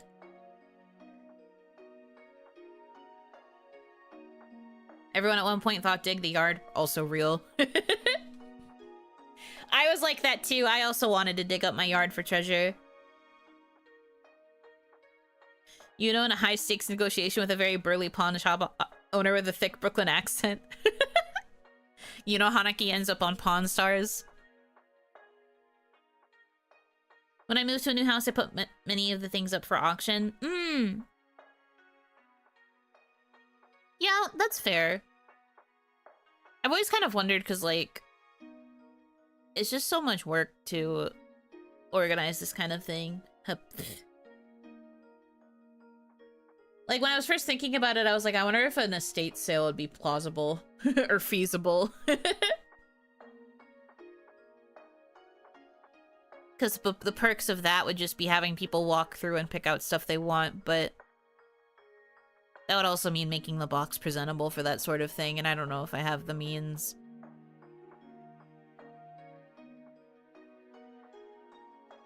I don't know, man. That's like the one... Well, obviously there's plenty of other downsides, but one of the biggest downsides, I guess, of losing Onimama is the fact that I don't really have anyone to ask questions about this stuff to. I have other family members, I guess, but they don't really get it the way Onimama does. It's probably because she was my mom. But she understood how to, like, explain things to me in a way that made sense. When I try to ask for advice from other people, they don't understand how I think. And so I feel like I don't understand their explanations as easily. This is my first time being on your stream. Well, welcome in. Welcome, welcome.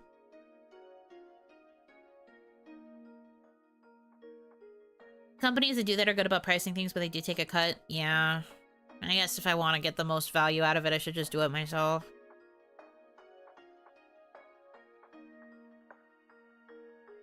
She uses otome references? No.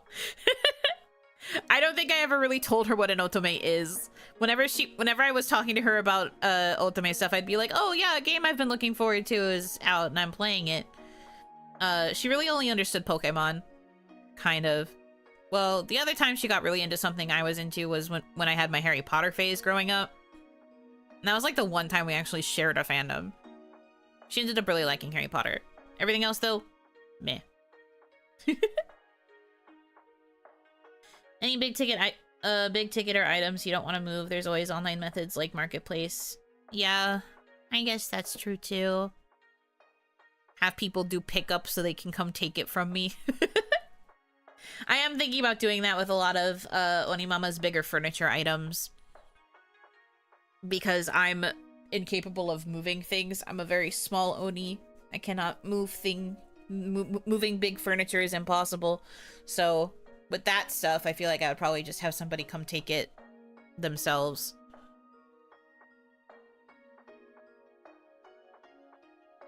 Which, good luck with the way our box is laid out.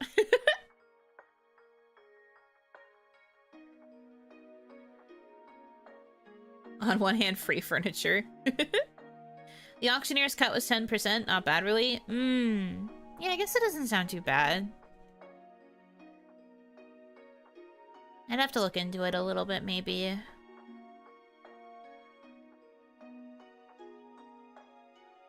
Trying to break out Craigslist. Ugh. Those kinds of things always scare me a bit, because, like, what if there's, like, a scam, or what if, like, a dangerous person decides to take the offer and shows up? But I don't really have the means to go to a secondary location either, so I'm just like, fuck. There's no, like, smart way for me to do this besides, like, a yard sale. Garage sale, whatever.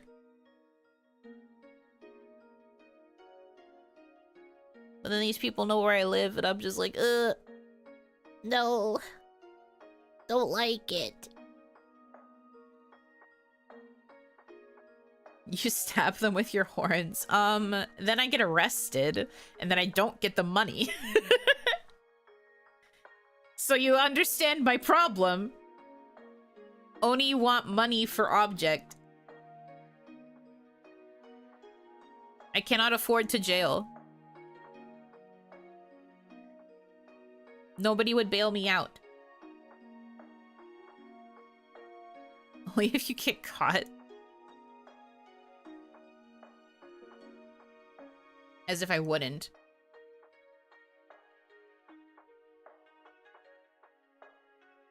I would have suggested in front of a police station. Prison's not so bad once you get used to it. Guys, if I go to prison, I can't stream. I'd be gone forever.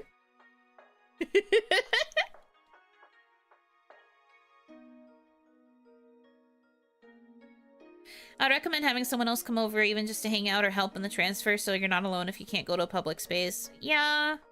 Guess that would mean I'd have to get my aunt to help. Which... Because I don't have any friends that live near me anymore, so... The misery. You can ask for internet there. Yeah, are they also going to download VTube Studio and OBS? Are they going to give me my phone for tracking? Penitentiary roleplay. POV, Yuno Hanaki calls you from inside of prison.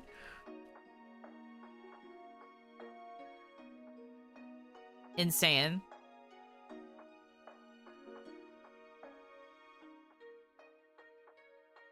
They'll give you those with good behavior. What if I don't want to be a good girl? What if I want to break the rules?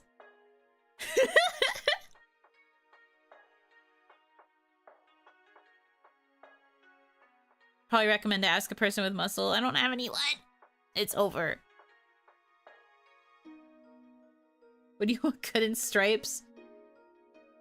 I don't think so. Not prison stripes. I could rock an orange jumpsuit, but then people would call me a fucking carrot. Because I'd have the orange jumpsuit and green hair.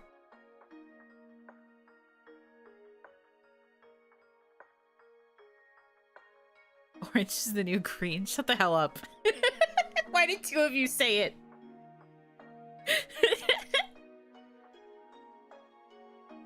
You know, went to prison and now she says bad words like heck and shucks a bunch. Yeah, that's the joke. I swear like a sailor now. I go to prison, I finally come out, and instead I have been like converted into being super say-so, and I'm just like, what the heck? Aw, shucks, guys. Oh, jeez. I become Butters. Hive mind theory is too real. Unfortunately, you guys all do tend to think kind of the same way, so you have the same style of humor. We're all assimilating. She's becoming Morty. Oh, jeez. Oh, gosh, Rick. I don't know how that fucking show goes. Good grief. At this point, the hive mind bit isn't even a joke anymore. Well, these things happen. We simply must accept it, I guess. I love this for us. Us, the collective.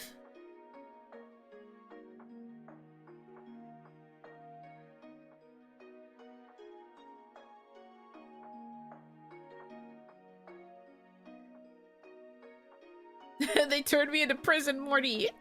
Saddest shit I've ever seen. Remember even Ned Flanders as a breaking point? Yeah.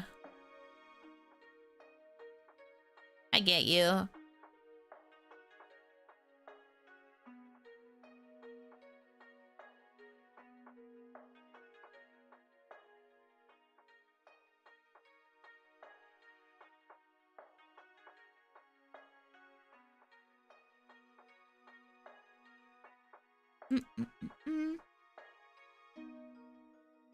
One brain cell together strong but duplicative. Indeed. Anyways. Long story short, the summer project is probably going to be figuring out how to clear out the house. I will do my best.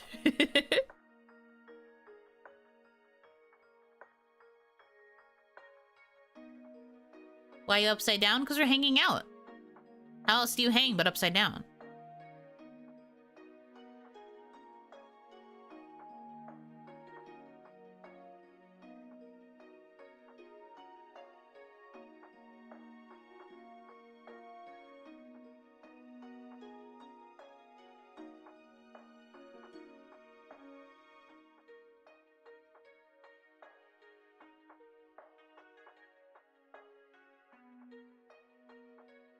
Getting stabbed by horns, $5. Yeah, that's the service.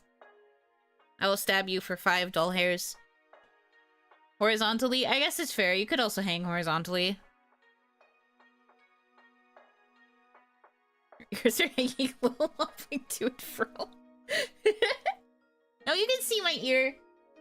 If I stay like this, you can see it more clearly. You can't really see my other ear, but you can see this one.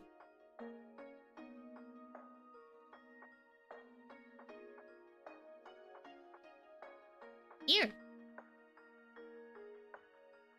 You know has ears. I do. Isn't it crazy? It's just that I have the long hair pieces that cover them.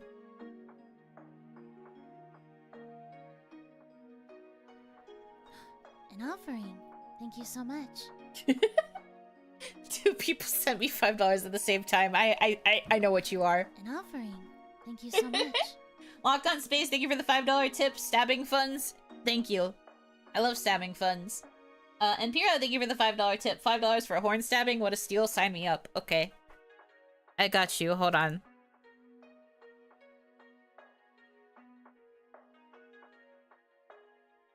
Alright, hold on. Okay. I have to wait for you to show up in chat.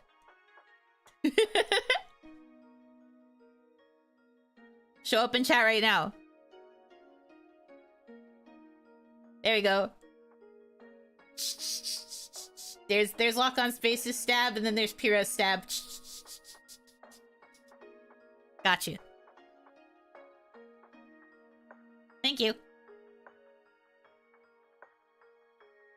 No, I only stabbed the 2 people who gave me the $5. The rest of you didn't get stabbed. You want to get stabbed? You know what to do.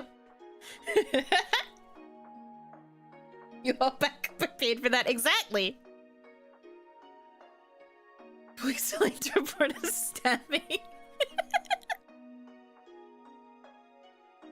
I'm calling the police. Types in 911 on the microwave. You can take our wallets after stabbing us. I don't want to go to jail.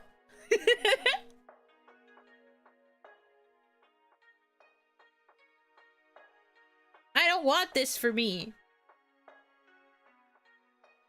What's the number for 911? Yeah, 911. You got it.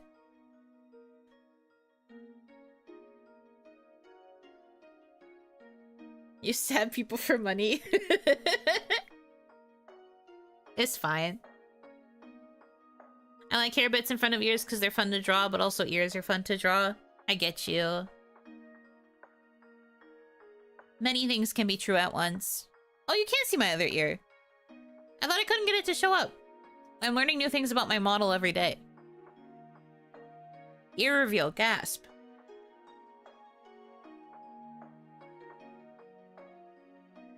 Wait, I forget. Did Melon take off my ears when she made me bald?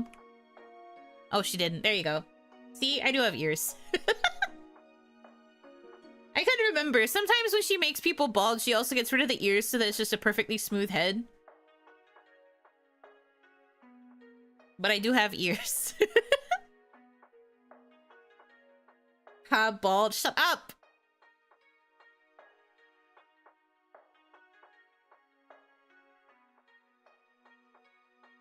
It was just to show off my ears.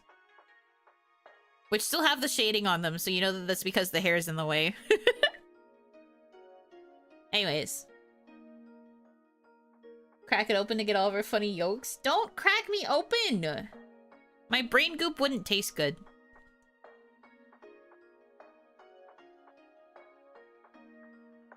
Literally only forehead, a flat plane with no back of the head, a spoon if you will. Spoonhead looking ass. That sounds terrible.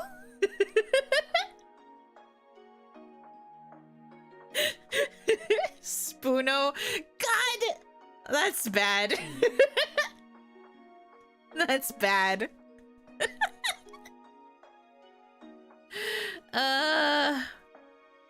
Crazy.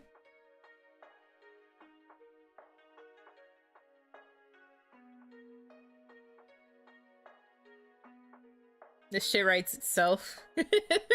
We can eat Reese's Puffs with you. Yeah, with me, literally. Bowling ball polisher. Spoono, but she's really good at spooning. I'm the best. I would actually be a big spoon.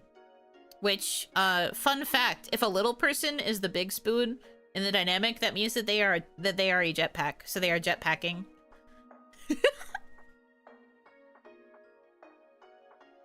Now you know. I would be your jetpack. I don't like being Little Spoon. Little Spoon actually makes me very uncomfortable, so I would be Big Spoon.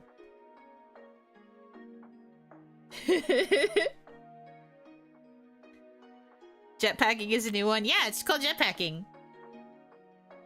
We make jetpack noises if you ask. You want a dead arm in the morning? I'd rather have that than be held. I'm asking. I like the big caps. I'm asking. Okay, yeah, I got you. Jetpack noises. That's what they sound like. Big Spoon would get horned. I guess. I guess that's true. Rather than be held. Oh my god, who hurt you? No, no, no, no. It's just like, I've never really liked... I mean, I've said this before. I don't like physical contact in general. I'm very, very, very touch-averse. But, like, being held already feels like I'm trapped. Like, even if I'm just being held in a hug or something, I just don't like it. The only way I could take being a little spoon was if I was facing away from the person. I feel like it just makes me too, like, uncomfortable and, like, warm, and I don't like not being able to move around. And that is what happens when you are a little spoon. You cannot move, you are trapped. And I don't like it. I'd have to, like, face away if I had to be little spoon. But if you're big spoon, it's a lot easier to, like, move and position yourself. I thought spooning already implied you're already facing away. Yeah, that's true. I think it's called something different if you're facing someone. She's so precious, we must protect. Please do not protect me. I'm fine.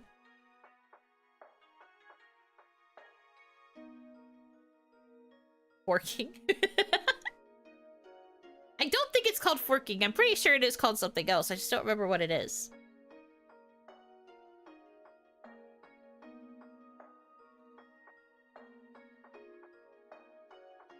Bridal carry it is. Why do you want to bridal carry me? There is no reason for this.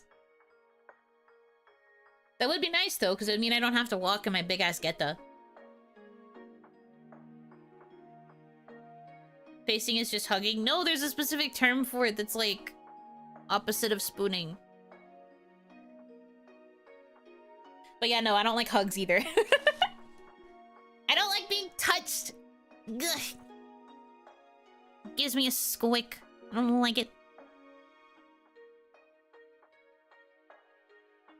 You're bridal carrying us because you want to be on top? Okay. You guys are small, so that'd be pretty easy to do.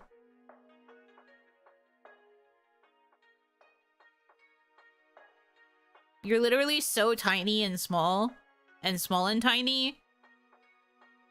It would be a very easy carry.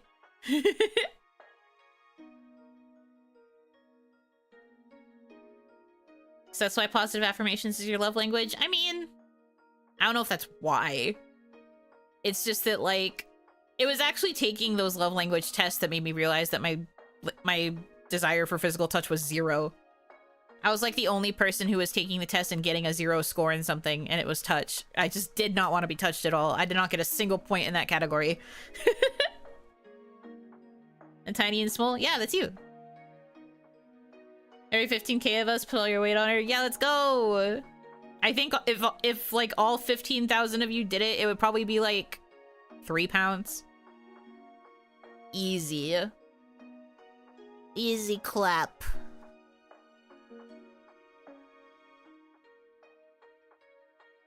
No touchy the Oni, yeah. Guess no hand holding. No touch. Love me from a socially respectable distance. Literally me. I'm just like, you can like me, I guess. Just do it over there. Don't touch.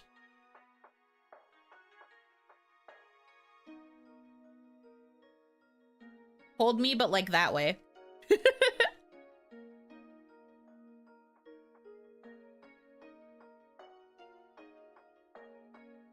And I can handle it in like certain amounts, I guess. But, like, I just prefer to not be touched, though. True Oiran vibes. This is also very true. You cannot touch the Oiran. You have to, like, work really, really hard to get to a point where you can touch her. So this is definitely, like, fitting of my lore, also. You cannot touch me. You must spend thousands and thousands of dollars before you can even think about having a conversation with me. If I was actual Oiran experience, I think nobody would watch me ever because I would constantly have to be like, I cannot speak to you unless you pay me many dollar. I'm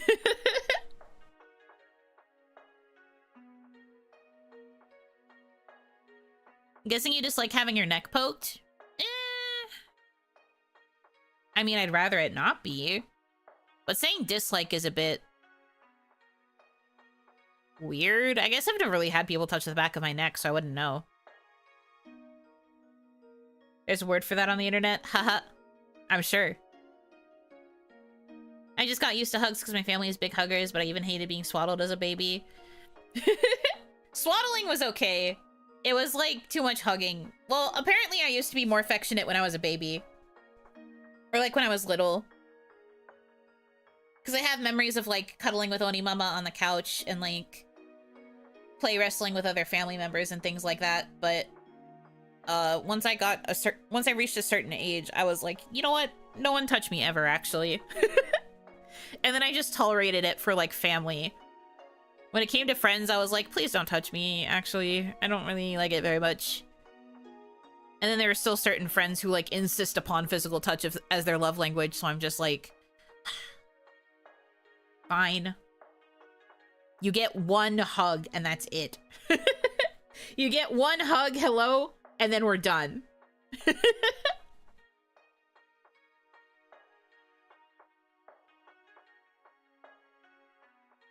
Reina. Yes.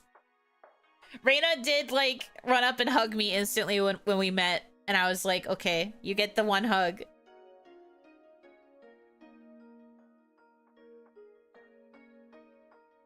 Touch, words of affirmation, and acts my love language. That's fair. For me, it was words of affirmation, quality time, acts of service were my top 3, I think. So it makes sense. I love to yap. I love to spend time with you guys. This is activating the 2 biggest love languages that I have.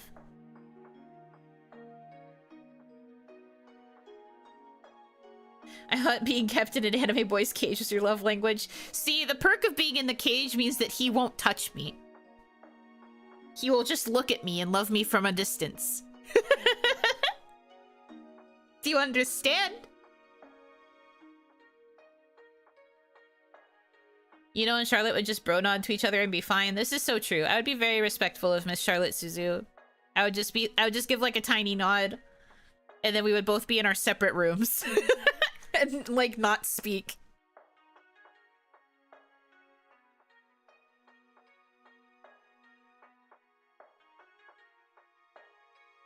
The stream is a cage. I mean, to some people it's a cage, metaphorically speaking.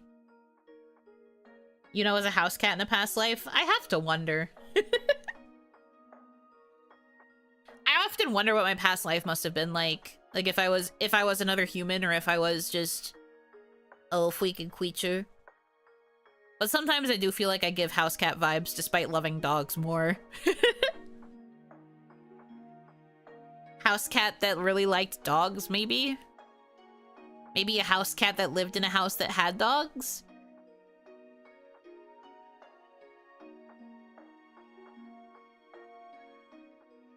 Give her a thumbs up, also true. She's alright.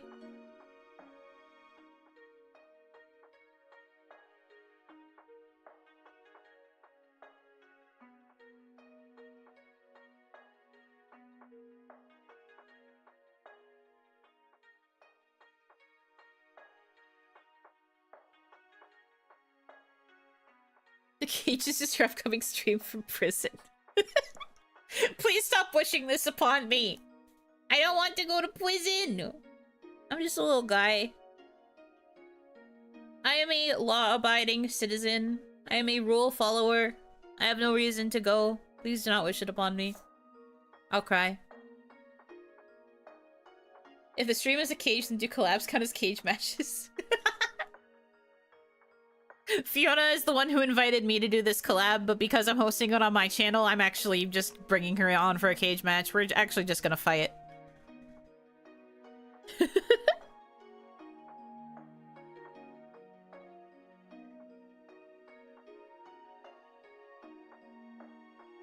Fight, fight, fight!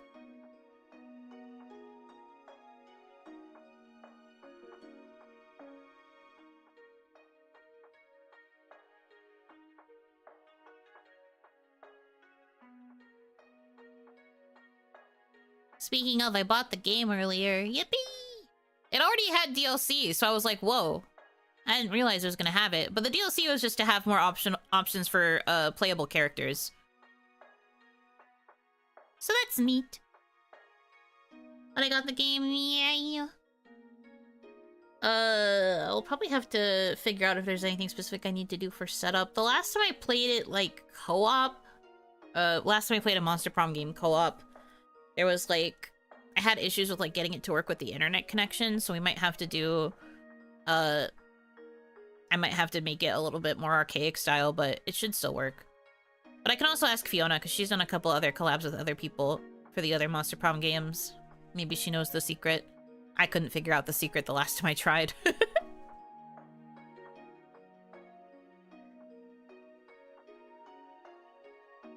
The collab is in just 4 hours. Indeed.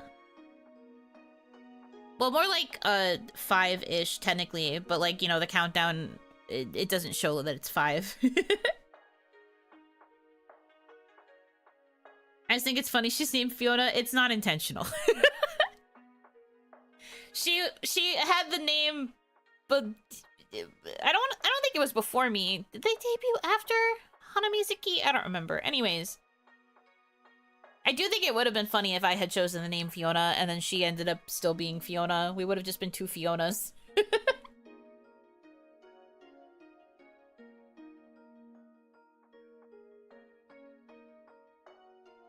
Well, no, she's really sweet. I'm looking forward to getting the chance to talk with her and voice act with her and all that stuff. You'd be our Fifi? I cannot believe I would be Fifi. That feels like not me. I'm just like, who the fuck is a Fifi?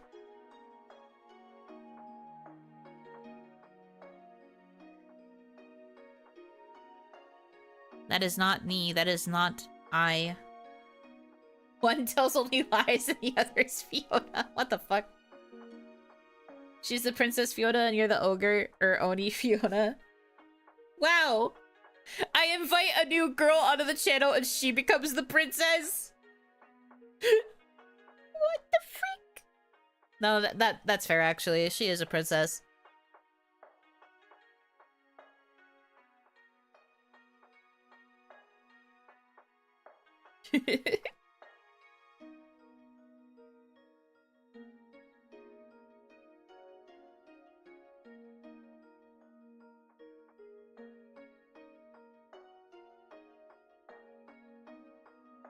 I am excited for the collab though.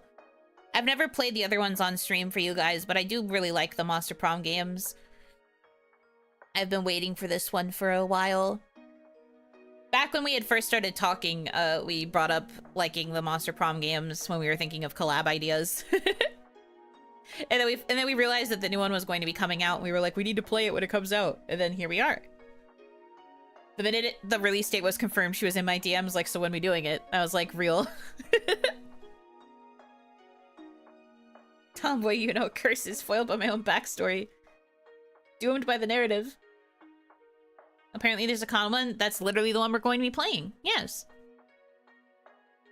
They're fun to watch with all the silly choices. The fun thing, though, is that I feel like some people play, like, the censored version for the sake of, like, being on streams and stuff. I feel like me and Fiona are brave enough to play the uncensored one, but, like, I might have to ask her. Love the Monster Prom games so much. Me too! Road Trip I was kind of meh on, but I liked OG Monster Prom and I liked Monster Camp. Road Trip, it was kind of hit or miss for me. I hope Con is a little bit better. I'm looking forward to it. Who's the character choices this time? Are you asking for love interests or are you asking for player characters? I'm trying to go in kind of blind though, so I probably won't say anything about the love interest, but I know the player characters, or well, some of them, because I got some of them as DLC. Because I bought the DLC packs in case Miss Fiona wanted more options. I looked at Con's trailer and the song goes so hard. It goes so hard. They didn't have to do that. But also, a lot of the Monster Prom OST is really good. They have, like, good theme songs. Pretty fire.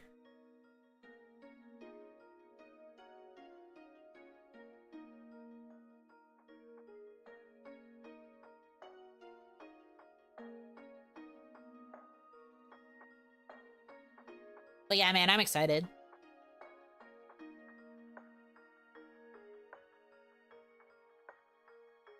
It will be good. Kind of like it when they experiment with the date options. I like how they've, like, in their roadmap, they mentioned that, like, every, installment is going to kind of focus on, like, a slightly different cast. Like, you'll see certain characters, like, make reappearances, but they will usually try to prioritize having new people, new characters to romance. And then, like, occasionally they'll bring back others that they think fit the vibe. Which I like. I like it.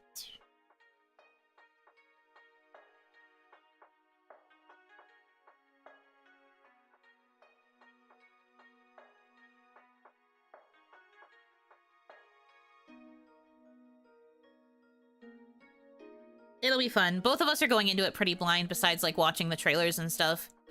I don't really remember much about the characters from the trailer, actually. So, I'm doing my best to, like, go in with a open mind. It feels like it'll be more fun that way, just see what happens. But yes, that will be at 7, so about, like, 4 hours and 40 minutes or so from now, if we're being technical. It's technically 4 hours 42, but that's if we're being very specific about the math.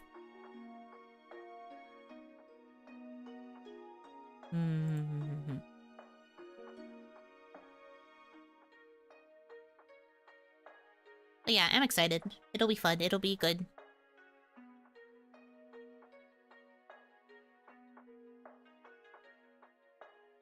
I should probably end, not yet, but I want to try and end it like a kind of...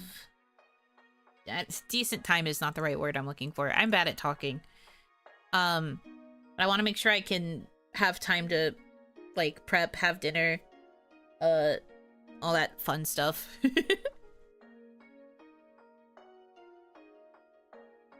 3 hours before the next one. It's true. I've got Nettle Papa's B-Day, but the VOD shall keep me going through my doodles tomorrow morning. Yippee! Also, happy birthday to your papa. What's for dinner? I don't know yet. I had burger yesterday. So I guess today's probably going to be some form of pasta. Mac and cheese, perhaps? Maybe. I don't know. I'm never good at planning my meals. I'm just like, I go off of vibe. But even yesterday when I was trying to figure out what to do for dinner, I couldn't decide for like an hour. I was just like, God, I don't know. And then burger just ended up being the last ditch choice because I just didn't know what else to do. Are you me? We are just similar. It's the hive mind. We handle things the same way, but I literally was like bitching about having choice paralysis. I was just like, I can't think of anything. I was like, I could have this thing, but also that doesn't sound good. But I could also do this, that doesn't sound good. It was rough. It was a rough time. The slime is new? The slime is not new. The slime, I think, was a character in... I want to say camp?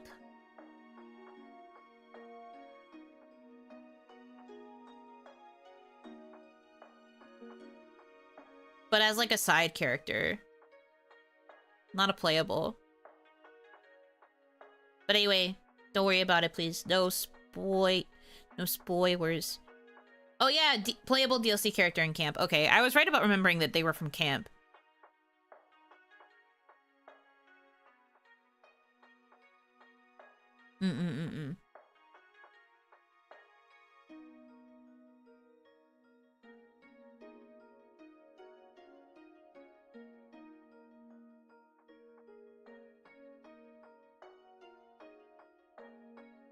But yeah, no need to worry. We will just have fun, good time later.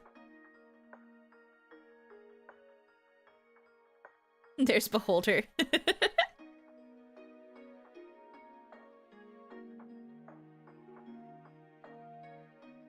I was excited seeing my icon Milo. I'm just excited overall.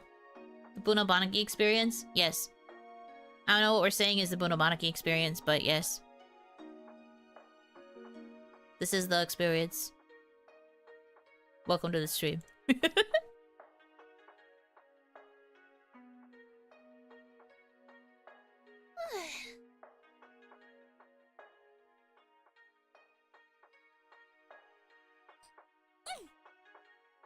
But yeah, I don't know what I'm gonna do for dinner yet. I also should probably nap though since I didn't sleep very well last night. I want to have energy.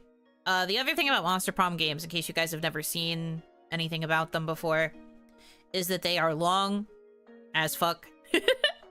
At first, we were debating inviting other people to come play with us, but the more players you have in a Monster Prom game, the longer it will likely take. And there's nothing inherently wrong with that, but it gets long because it's all narrative based, and especially if you're like streaming it or something, or if you get really into doing this kind of stuff like me and other VTuber friends like to do, you'll be doing a lot of reading and voice acting, which can take up some time. So there's just a lot of content that would be there already. So even with just 2 people, this could still end up being kind of long. Is it a trial of elimination game? No. Usually the goal with Monster Prom and like the other spin-offs is you have to find a date by the end of a certain period. So there's like a certain number of turns every player gets where you choose where you go and like who you interact with, and then you get a scene that pops up depending on what you've chosen. You make choices based off of stats that you have, and you either roll well, which means it works and you can get a boost, or you can boost affection or whatever, or you roll bad. It depends on vibes. Because, like, the funny thing about the monster games, too, is that, like, you could choose one answer and be like, oh, it worked well, so that's the answer I should always pick. But then you could end up choosing that same answer again, and it ends up being wrong based on your stats. And you can also compete to steal each other's love interests. So if you both have interest in the same character, you could compete with, like, interacting with that character and try to steal them away from the other person. Your goal is to have a love interest by the end of the time period and, like, have it actually be successful. Even if you have someone that you were actively pursuing, you could still get rejected at the end of the game and it would still count as a loss. Both players can lose. Because even if you think that you have, like, been pursuing this character properly and you still try to, like, ask them out, they could still turn your ass down because you didn't have high enough favorability, or because your stats weren't good enough and all that stuff.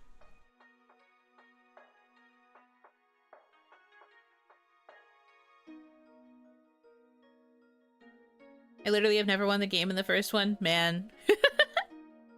I won... I think I won once. Can you guess who I went after? Can you guess who I went after in the first one? I also got 2 true endings in camp. I don't think I got any true endings in Road Trip when I played. Liam? No, but I did like him. Was there a werewolf? Could you date him in the first one? I don't think you could date him in the first one, but there is a werewolf character. He's very dog boy coded. Zoe is the second one. Zoe was from camp. I do like Zoe though. The himbo. Yeah, if you want like actual himbo coded character, you have to look at Scott. Polly did like her, but no. None of you are getting it. That means I have avoided falling into the pitfalls. Hop. Victory to me. Damien, there you go. Took you long enough. Yeah, it was Damien. Damien's my favorite.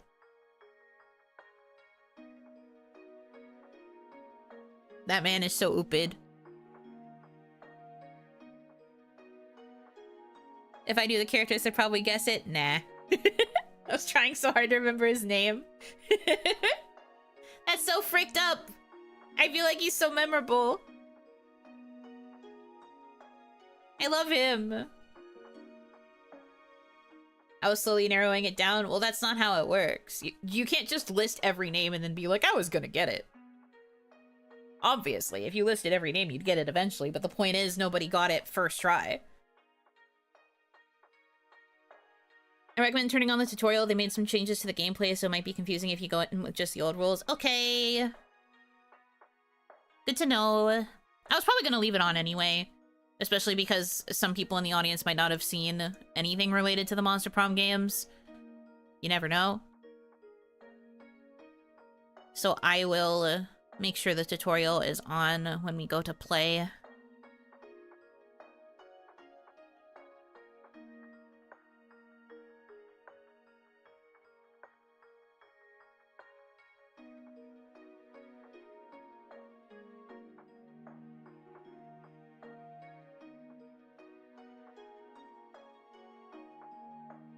Said no to 406. Uh-huh.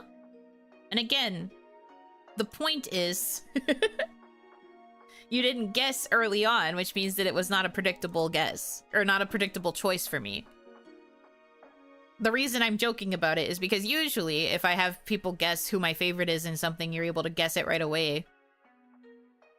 But for once, I was able to defy expectations. Anywho. Damien is my top favorite. I really liked Milo in camp, though. I thought that they were quite cute. Road trip? I don't really think I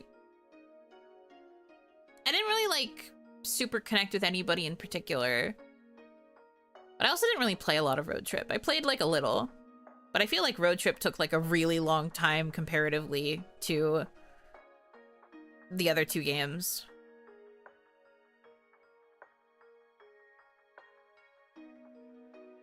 For once. Yeah, exactly. For once. For once I win. I love that for me. I really liked Road Trip. Felt more like a spin-off, but it was still fun. I think it was fun, but I feel like it was less memorable overall.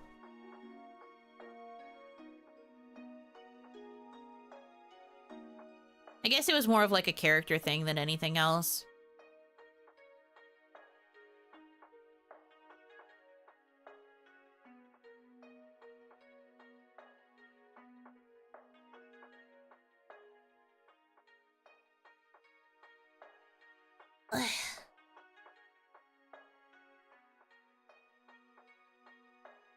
But no, it'll be nice to play a new one and to get to experience it with everybody, and especially to get to play it with Fiona.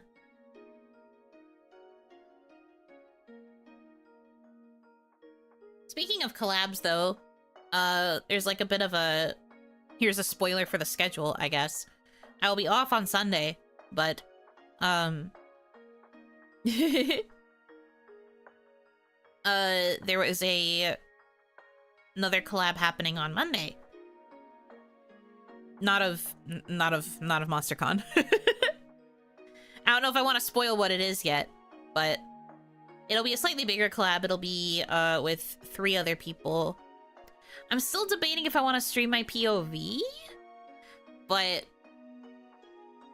it will be a collab for a game. Onimon collab? No. Instead, Onimon is going to be at its old time. It'll be at probably 4 p.m. Eastern. So that way we still get our chance to do a little Zatsu. I'm debating if I still want to stream the collab. Streaming collabs, if it's not like a one-on-one collab, is kind of difficult for me. Because I feel like I'm never fully present in either the conversation or the stream. So, like, setting it up as, like, streaming my perspective is sometimes a bit of a pain in the ass for me. I haven't decided. Like, I'm thinking about it. You will obviously know if I decide to, once I post the schedule, and it'll either say no POV or yes POV. But it'll be a thing. I'm excited. Yeah, she's shy. It's not so much that I'm shy, but like, I want to be able to talk to chat, because I don't like ignoring you guys during collabs, but then also, if I focus on you guys too much, or if I focus too much on like balancing audio or whatever on my side of stream, then I'm not as present with the people I'm hanging out with in the collab. And I'm just like, you know? I want to collab with people. I like doing collabs, but also it's just hard to stream from my perspective. To me, specifically.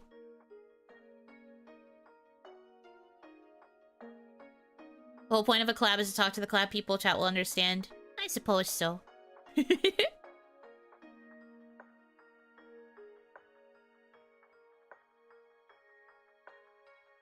I know you guys understand, but like that doesn't change how my brain feels about it. But like I said, we'll see.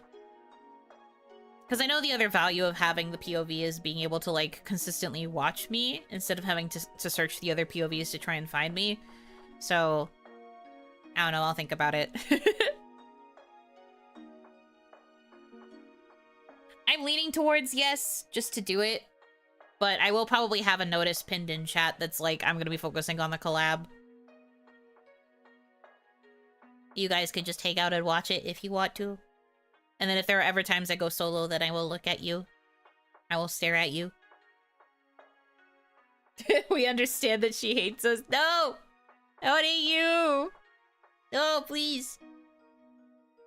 Was the clown in a past game? Again, I'm going to politely ask that you not talk too much about Khan, because I'm still trying to go into it mostly blind. But no, the clown was not in the previous games. She's a new character.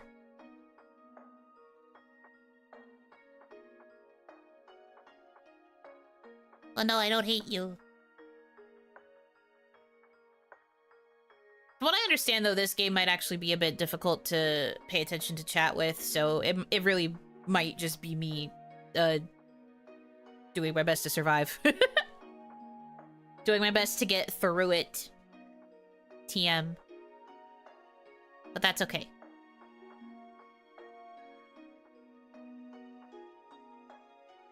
I still have to get the game, too. Maybe I should have got it when I got Con. I was just thinking about getting Monster Con, though. Just gonna be us staring. Yeah, basically. Tries to not ignore the Dabadachi. I do my best. Welp. Welp. It's okay, we ball. I'll figure it out. Just make sure you have fun and talk to the friends. Okay. Okay, I'll do my best. I have to be strong and brave. I have to be cool and strong and brave. I'll do my best. I have spoken to 2 of them before. One of them is a completely new person. But I follow them, so... It's not like new as in I've never seen them before ever. It's just new in that we have not spoken. We packed you an extra cookie for dinner. Yippee! Hell yeah, dude. Cookie for me.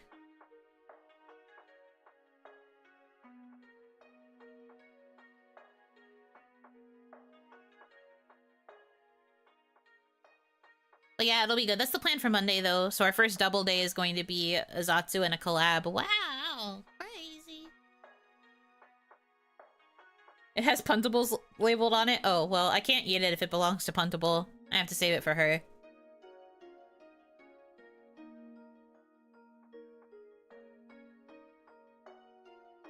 As for the rest of the week, I haven't figured it out yet. But reminder, this is going to be the trial of the streaming 2 times a day, but only for like a couple of days schedule. I mean, I guess today is technically the start of it because I'm doing a double, but every time I stream this week, it will be double stream days. So it'll have probably a game and probably a Zatsu-esque stream is going to usually be the combination. Because as we said at the beginning, Zatsus are my strong point. So the people like the Zatsu. She's also doing a double no stream day. Double negative streams. Correct. I will not be streaming tomorrow. But I was streaming twice, Monday and Tuesday, and then also twice Thursday and Friday, with the intention of taking Wednesdays, Saturdays, and Sundays off. And for members, members' streams are going to be switching to Friday nights instead of Saturday nights. Although occasionally, depending on vibes, I might still do a stream on Saturdays or Sundays, but usually only one stream. And it might be members, it depends. But we're going to try and go back to weekly member streams once I get my shit sorted with YouTube. Because the frustrating thing has just been the fact that it's hard to set up the waiting rooms for my streams now. Put an off day in your off days, you can grow out while you grow out. That's me! Grow rotting extra intensely. Well, no, I was thinking that doing double streams might be good for content output and also just for experimenting with more things.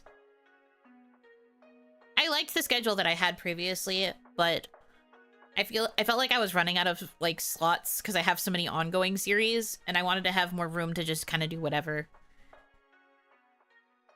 And I feel like this is the best way to approach that for right now. And this will also allow me to grind harder for my models. You shall be spoiled just like during that New Year's stream? I hope so. I'll take it, it'd be nice.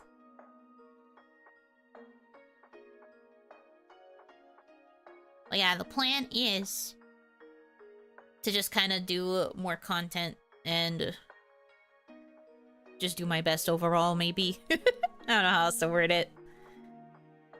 I'm just a little guy. This was actually, I forgot to say this before, but this was actually a management suggestion at one point in time. In the before times. There was a point where, I don't remember why we were discussing this. I think it was back when we were having just an overall discussion of the regularity of my output. One of the solutions had potentially been to just do double stream days on days where I knew I'd be the freest. But back then, I was concerned about my kawaii points, so I was like, I don't want to do it like that, though, because that means there'd be more days where I don't stream, and that would break my streak. I don't like that.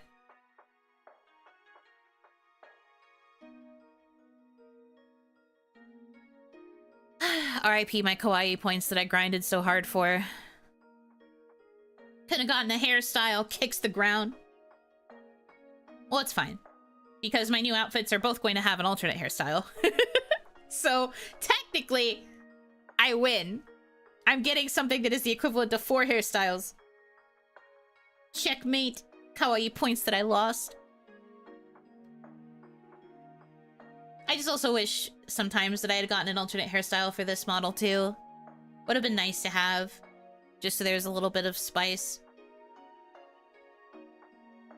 Is what it is, though. The variety, you know. Yeah. No more kawaii points, but do we have Yuno points now to get stuff? It's more like I have to earn Yuno points. Kawaii points are chucked to the void. Yeah, I don't remember if we ever said it specifically, but like pretty much the moment we were told that kawaii was going to be dissolving, they immediately told us that we weren't going to be allowed to have our points anymore. Like they were just immediately taken away at the same time as it was told to us. We were just like, I see.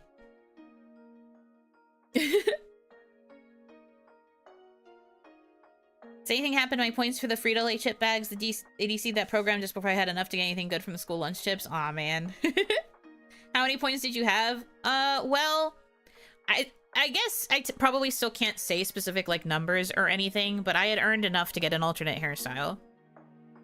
If the other girls have ever said anything about what point values were attributed to what things, I had saved enough to get a new hairstyle. I was pretty close to... Or, well, not pretty close, but I was relatively close to being able to get a new outfit. If I had grinded a little bit more. If Kawaii was still active now, I think I probably would have had enough at this point to get an outfit.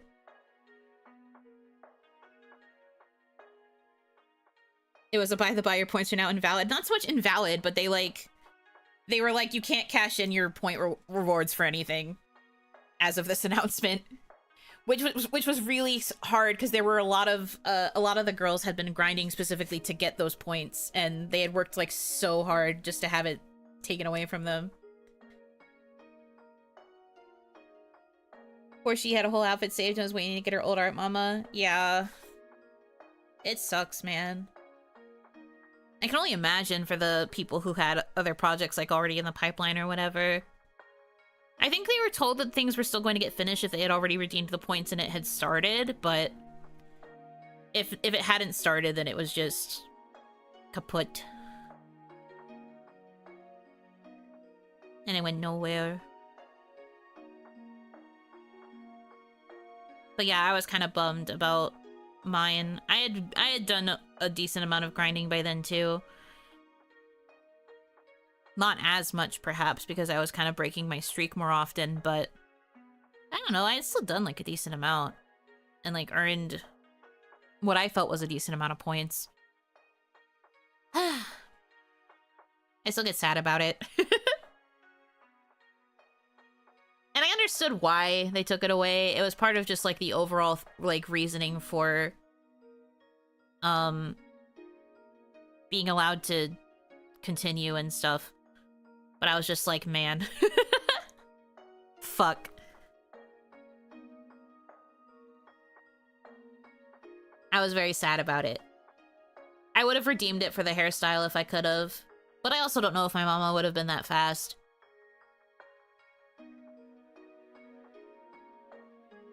The timing was just, like, really bad, too. I don't know if we're safe enough to where I could mention the specifics of the timing, but it was bad timing overall. Ugh. If only. But there's no use crying over spilt milk. It already happened, so no use whining about it, I guess. And I now have the wish fulfillment of my new outfits, which already have alt hairstyles built in, so I will have plenty of variety. And that does make me feel a little bit better. New hair for who? Oh, right, I have a daughter. Literally, probably what would have happened. I can't wait to draw a new fit. I feel like you're gonna like it. I got the drafts for the ref sheets, last week. And I keep looking at them. I feel like you guys are gonna be very happy with how it looks. Because I'm very happy with how it looks. But that's just me. I really, really like it is all. And I said this too when I was first talking about getting the drafts for the reference sheets, but it's so much more detailed compared to my previous ref sheet. You guys are going to get like a real play-by-play of how everything looks and how to draw every little piece. Also, my mama is Japanese, as I have said, but she wrote like notes on the details of the outfits in English, and I love her handwriting. Not to be dramatic, but I love her handwriting. It's so cute. She really put a lot of thought into how everything looks, and the detail on the ref sheet just makes me super happy. I feel very loved by my mama. I just really like it. Both the ref sheets look really good.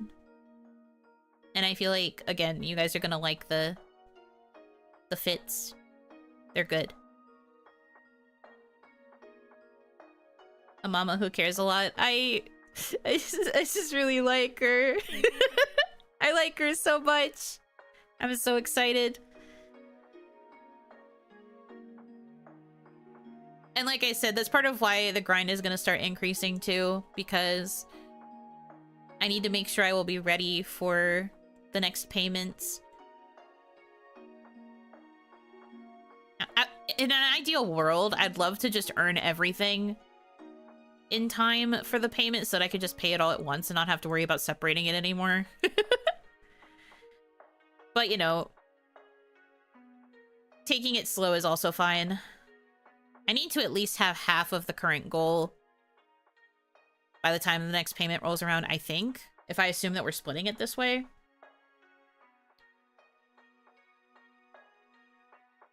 God, as soon as I can fix my AdSense.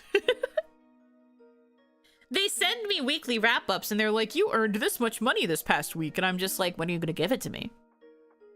When do I get to have it? I am asking. Where is it? Where is the money? 7 times the detail, 14 times the size. You see that fabric back there? You can draw it. Literally me. I'm just like, you see that? You see that detail on the blue? You can learn how to draw it. Do you see how the blue has been updated? You can draw it. Once again, asking for financial compliance. Me for real. Starting to think the only solution is to get a job at Google and fix it yourself from the inside. No, we have the solution now because it worked for the other girls. It's just that I can't do it yet because of the timing. I haven't reached the That's threshold more for than the anticipated. Thank you. what's it called? Being able to change my associated email. It's the button is still grayed out for me. I have to wait a little bit longer. I'll get there though. Also, Pira, thank you for the $50 tip. Grind funds. Nothing witty here. I want you to have thing to be happy so we can be happy for you. Thank you. I will, make a note that that is for the grind. Why did the text show up so big? My alerts are kind of broken. I haven't really figured out what's wrong with them. I will have to look at it. Maybe get some help figuring out how to resize the text. That's more than I anticipated. Thank you. Also, Feral Dragon, thank you very much for the $50.80 tip. Thank you. So that is $99.20 plus 50.80. Hold on, I'm bad at math. Bad at math.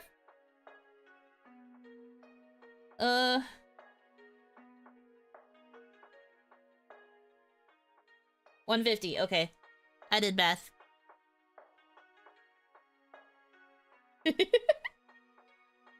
You also forgot the $10 from the stabbings. Oh shit, 160.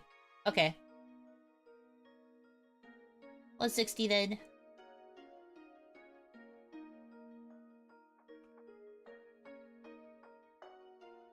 I forgot that the money has to be specifically to the thing. I mean, that's on the sponsor, yes. But sponsor has changed things because there were some issues with Stripe. So now, even if you donate on sponsor, it still goes to my PayPal. So I still have to manually take notes of what's going to what thing. But I do appreciate it. Thank you so much. But since you mentioned that you want your thing to go to, the model, I will make note of it. More girl math. 160 $. As long as you get the money, that's what matters. I do. But for me specifically, it is actually important to keep note of what is going to what things. That way I don't accidentally spend it on something else. Which, for me, is literally just paying for my bills. I liked having it be going to Stripe because at least then it was being kept in a separate spot and it was a lot easier to keep track of what was for my models and what was it for my personal spending. But the people at Sponsor are trying to figure out an alternative because Stripe, like, I don't know what the actual issue was, but Stripe was basically just like, I think they said that they were suspicious of all of the money that was being like moved around due to sponsor. I guess like they thought that they were earning too much money too fast or something, and they wanted to like limit them or whatever. But that doesn't make sense. It's a donation platform. Of course it's going to have a lot of money moving around. What do you mean by this? Very goofy.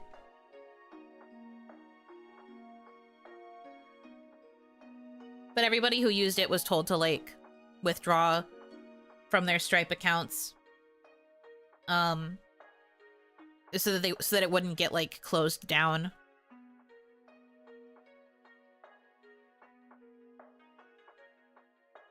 Once again, a company underestimated VTuber fans. Real. Sounded like they thought VTubers were sus, which was stupid weird. I wish I understood more about it. But like even the people at Sponsa didn't really get it. But they didn't want us to lose our money, so they were like, just withdraw it and we'll try to figure out another alternative. But for now, it's PayPal connection only.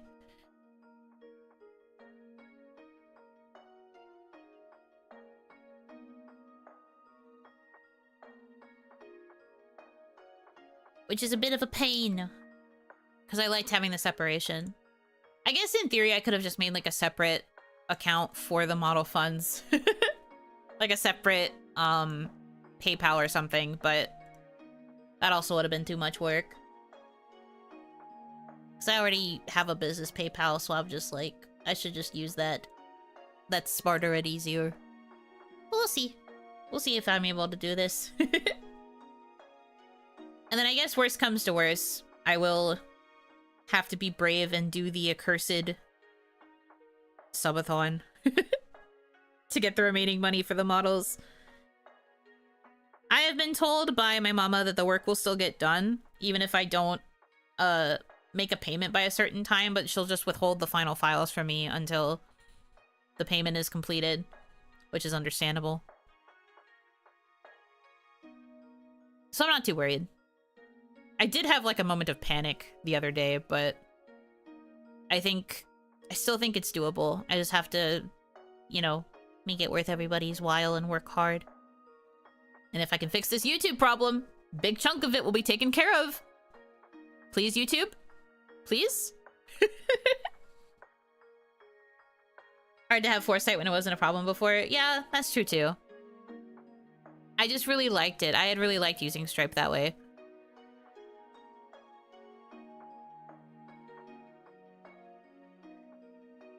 Can we sponsor streams? Would you like to? That would probably be what most of the incentives are for a donathon, to be honest. It would just be incentives for different types of streams that I would do. Because at this point, I don't really have the means to get, like, art or work on other stuff. Unless it's, like, really big milestones. So, probably... Well, actually, I think I could outline it. This is just like an idea I've been kicking around in my brain. Is, if I do a donathon, the idea would be that all of the incentives would be for the different things I'd be changing on the channel. So, like, $50 would be, I'm trying to think of, like, a very small example, but... changing how the... I don't know, changing how the dono bar looks. Let's use that as an arbitrary example. And then like $100 to change how the chat box looks. $200 to change the chat coding. Like that kind of thing, like basically pricing out how everything will look when the 2.0 is finally done. Because that is what all of the money would be going towards, basically. And then maybe a little bit left over for survival funds.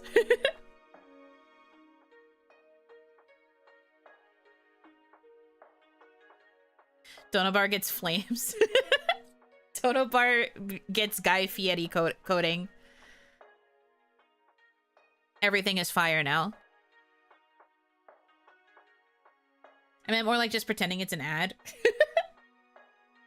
Paying for an ad spot. We did have a joke like way back in the old days of paying for an ad spot on my forehead because it's like a bulletin board.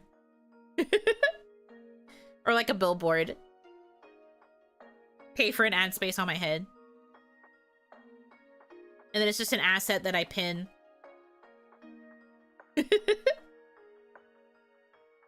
You know, four-headed rent. I do think it'd be kind of funny. But I also don't know what to charge for something like that.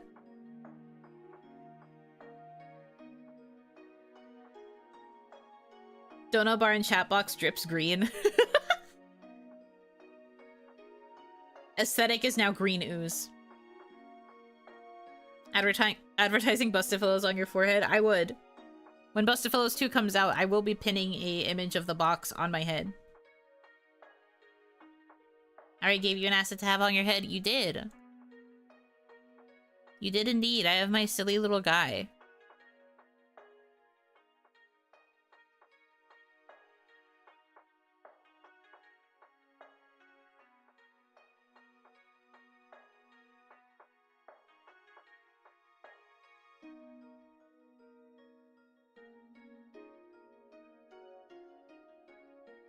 All he do is eat my head. I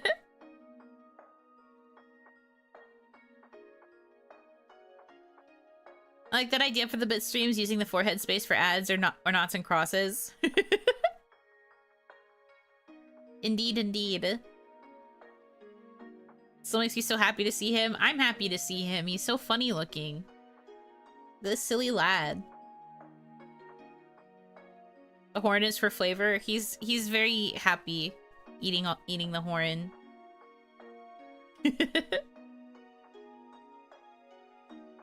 Pure 4 years ago, never believe. You have grown so much as an artiste. You have been doing great things.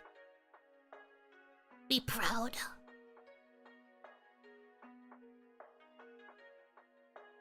When was this? A while ago now, I think. I do not remember why we discussed it either.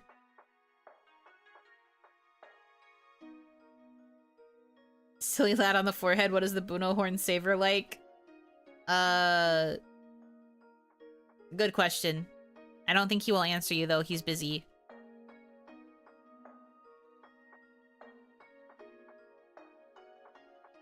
Oshi encouragement does wonders. I do my best.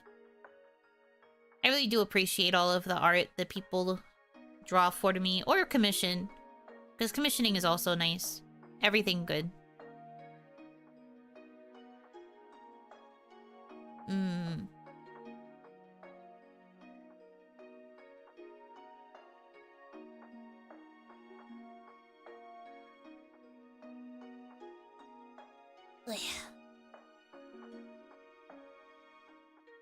Why is my elbow so itchy?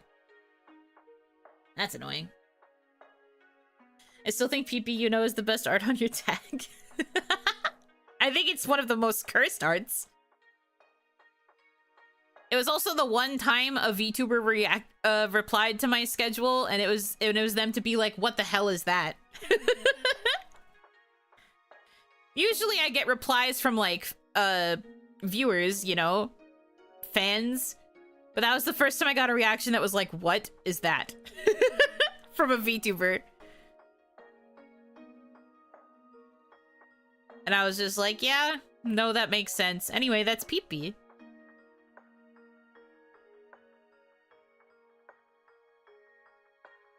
Peepee Yuno is absolutely not the most cursed. Oh, we never said it was the most cursed. Just that it was the one that got attention.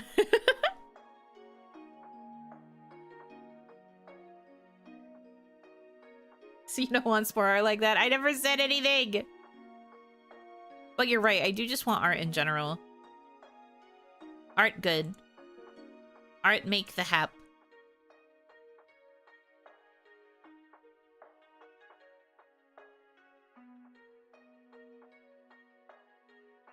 Or art of Yuno drinking bathwater. That's an oldie but a goodie.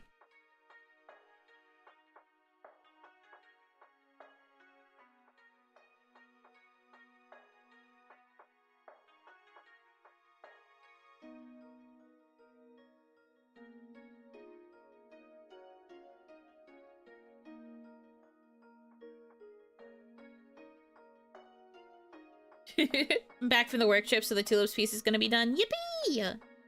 Slightly related, but what's your favorite Tales of outfit? Oh god. They all have such good clothes. Alright, I need to think. Hold on. Holding.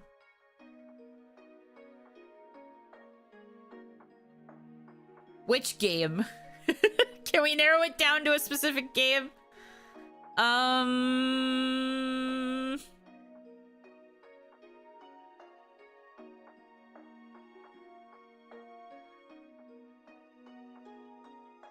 think my favorite outfit in Symphonia is Colette's, to be honest.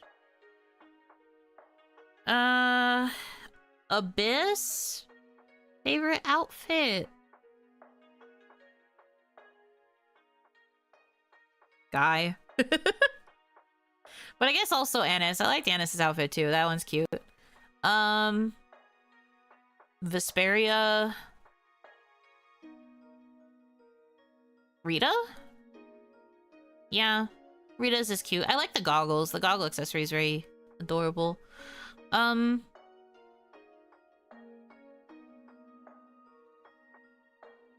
Grace's.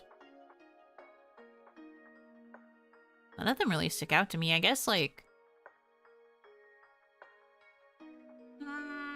Pascal's is kind of cute.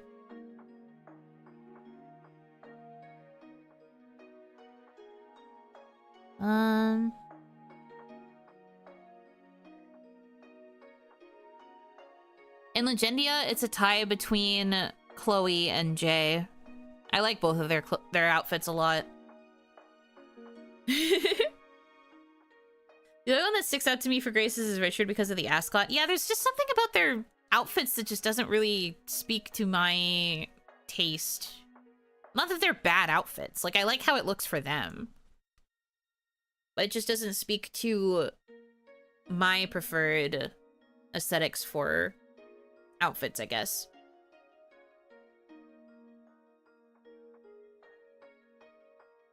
I feel like they're almost too plain, maybe, is the reason? I don't know, though. There's just something about it.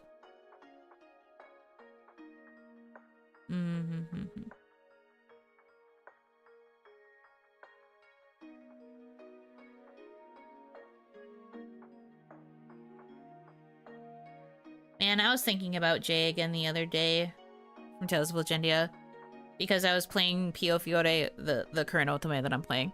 And there's a character that's one of the love interests that reminds me so much of him. And I was just like, oh man. My classic fave. My classic fave. Outfits be like that. Some just suit the character while others are fun to swap around. I have the DLC for the alternate outfits for Grace's. I wonder if I should change the clothes around next time because we're so close to the end of the game. Maybe I should change their outfits for the final battle and the final battle specifically. Is about time, probably.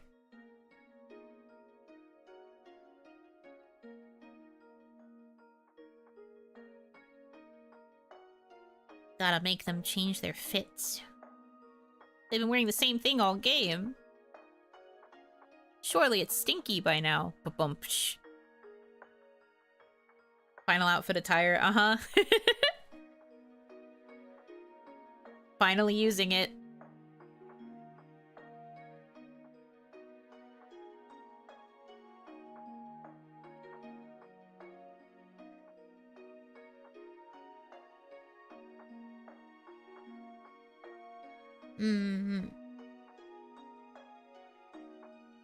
May the Oni lights guide you back to me.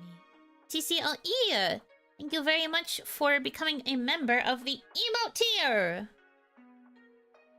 Enjoy the emotes. You change your outfit? Me? Yes. Well, specifically, you kind of have to, because kimono, they will carry stink.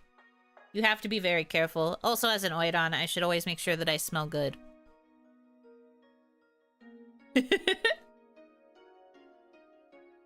No, I'm very good about cleaning my outfit, even if I wear the same thing all the time. I keep it clean. I will make sure that it is always in nice, good condition for when I greet you guys. Smile.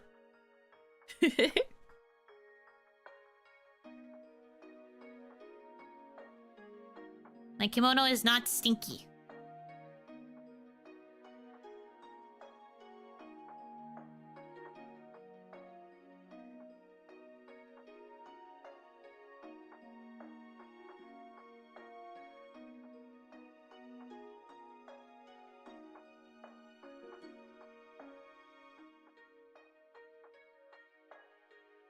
He gets the smile you can smell a mile away. Hey, that's mean. I brush my teeth. What the flick?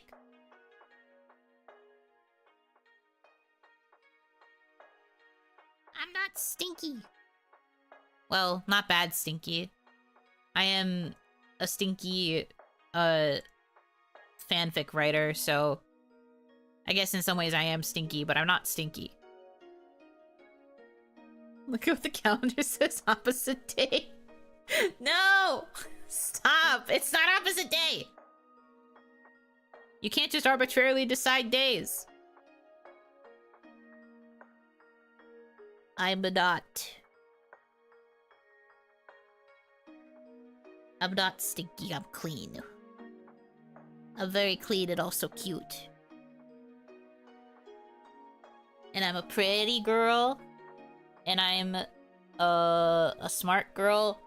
And I'm a tough girl. Yeah.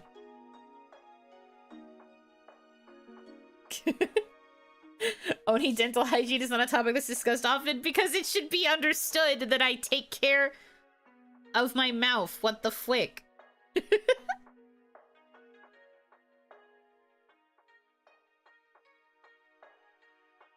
My teeth are perfect, thank you. A pretty stinky. Stop! Don't use the pretty ugly trick on me. That's so mean. She's pretty ugly. As I'm just like, man. You need that to talk. Very important to take care of it. You're right. I can't yap if my mouth is stinky. You ever try to have a conversation when you still have morning breath? That shit sucks. You made it easy? No. I mean, I did. I did walk right into it. But also, I haven't actually gotten hit by that kind of thing in, like, years. So I was just like, whoa, I didn't expect that.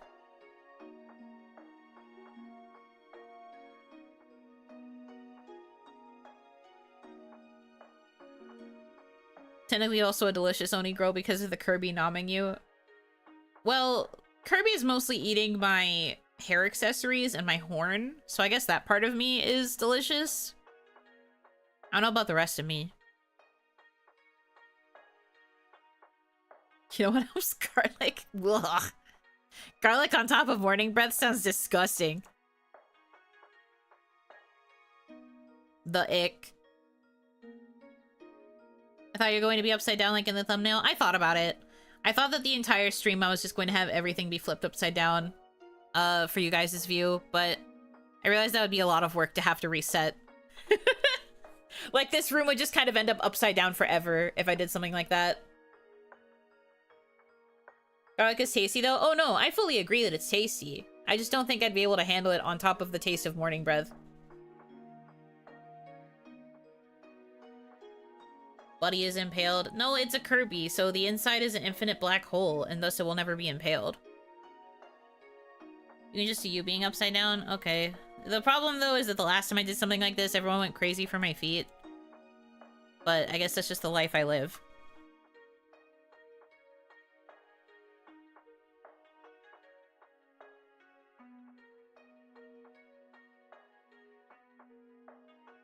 OMG, Geta. You saw them, yeah. I'm here now. We'll do this for the last, like, little bit, because I'm probably gonna end soonish.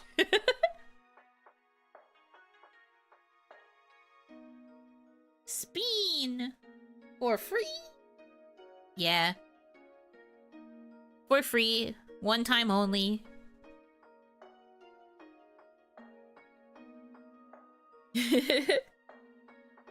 Anyways.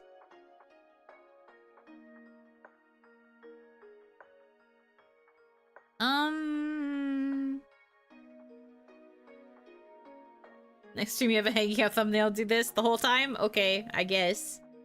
Buno upside down is Bnuo. Would it not be, Onub?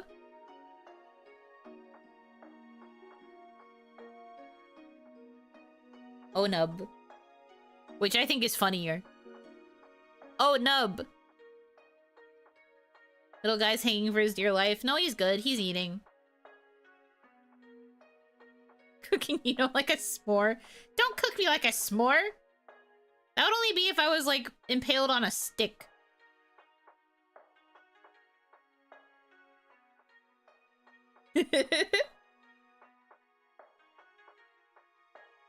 It would be Onb. You know what? That's fair.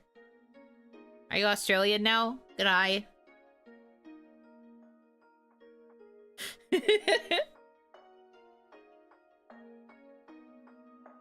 Ikanab Onub. What a name. I should have suggested that in my first meeting with management to decide my name. And they would have been like, can we rescind an offer? How do we retract an offer when we're already in the onboarding meeting? How do you feel having the blood rush to your brain? I'm fine.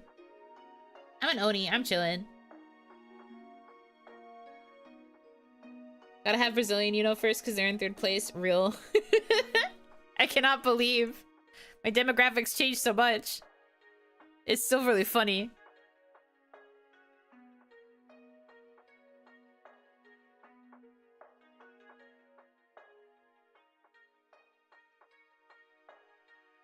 VTuber. That's me. Hair is defying gravity though. Well, live 2D models do not have physics like that. I do not have the ability to make my hair fall down. Also, if I did that, my hair goes past my ass. The whole screen would just be hair. Yet. Or ever, because I feel like that'd be incredibly difficult to rig.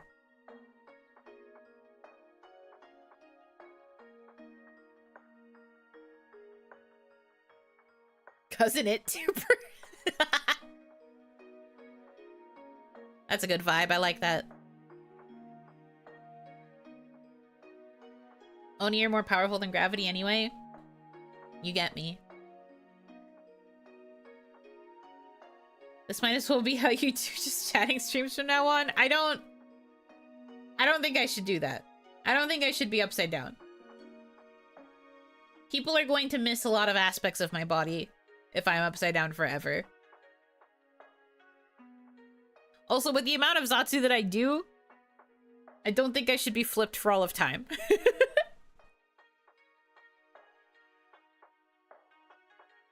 It actually does make my tracking get a little bit weird. I don't know if that's, like, on purpose or not. But I just feel like it looks weird. Probably because I'm trying to figure out how to mirror myself.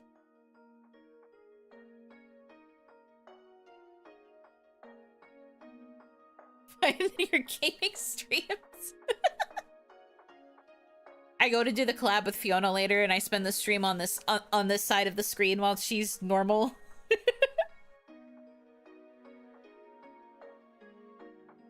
VTuber is the #1 enemy of physicists. Gravity scientist hater.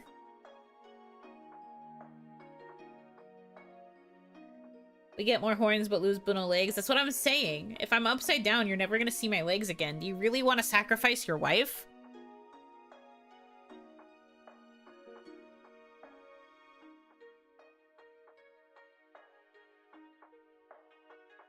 You really want to never see your wife again in favor of seeing this all the time?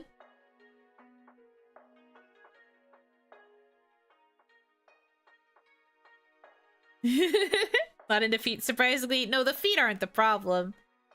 It's the thighs everybody likes. No wife, man.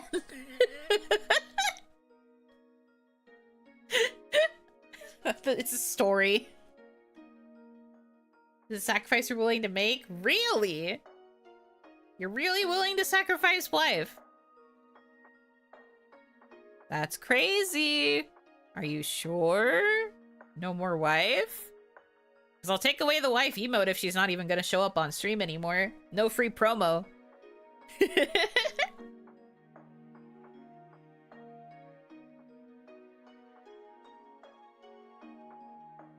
Who is we?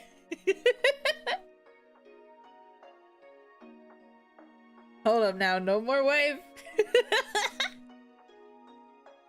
Cage that Tomodachi mods. Put him in the cage.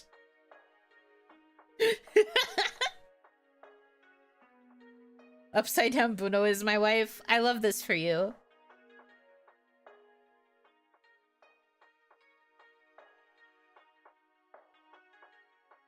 I guess I'm just upside down forever. No more wife. No more anything. Only upside down.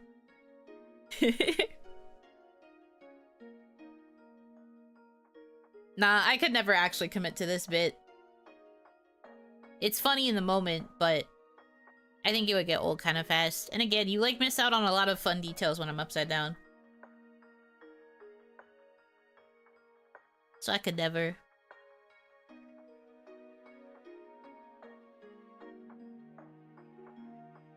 Reject Oni, return to bat. It's freaking bats! I love Halloween. Once again, a bat joke. We had that at the beginning of the stream. In the end of streams, move in a circle. It all comes back to something. And I guess today, it's bats. I appreciate Yuno's grounded perspective. When I'm on the ground. Can I stay on the ground? Can I go back to the ground, please? Ah!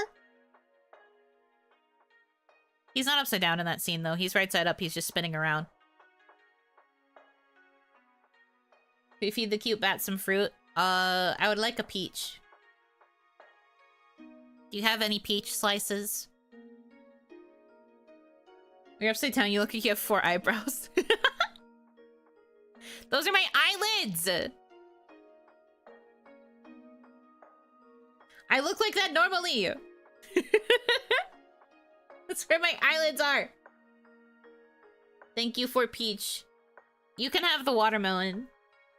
That's what you can eat. I have peach, though.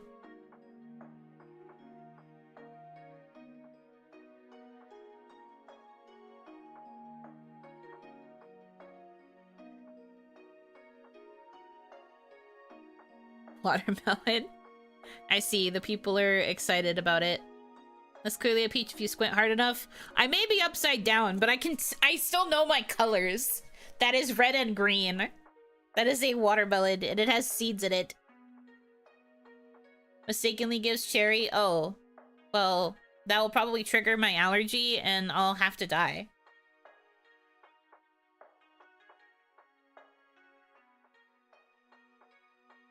I disagree. Oh, so the person with the black and white icon wants to try and make a comment about the color of the watermelon? Don't want that. Maybe she'll recognize beads. I know what beads look like! Your allergies are reversible upside down. They make you stronger now. Oh, so if I eat a cherry, I get a buff instead? Can you feed me blueberries instead, though? I don't really like cherries as much as I like blueberries, but I've missed blueberries terribly. You haven't defied gravity yet? Is that not what this is? Is this not the act of defying gravity? Ooh, strawberry! I'll take it. Strawberry.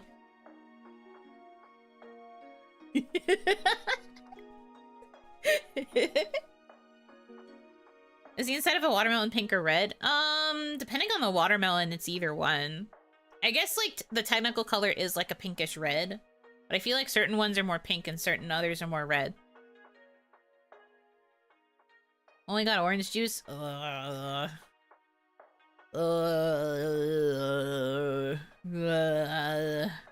Yuck. Banana.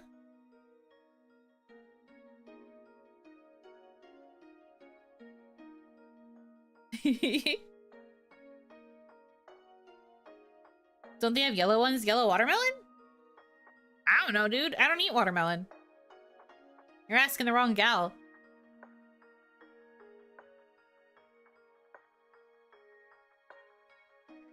Banana. Strawberry. Petch.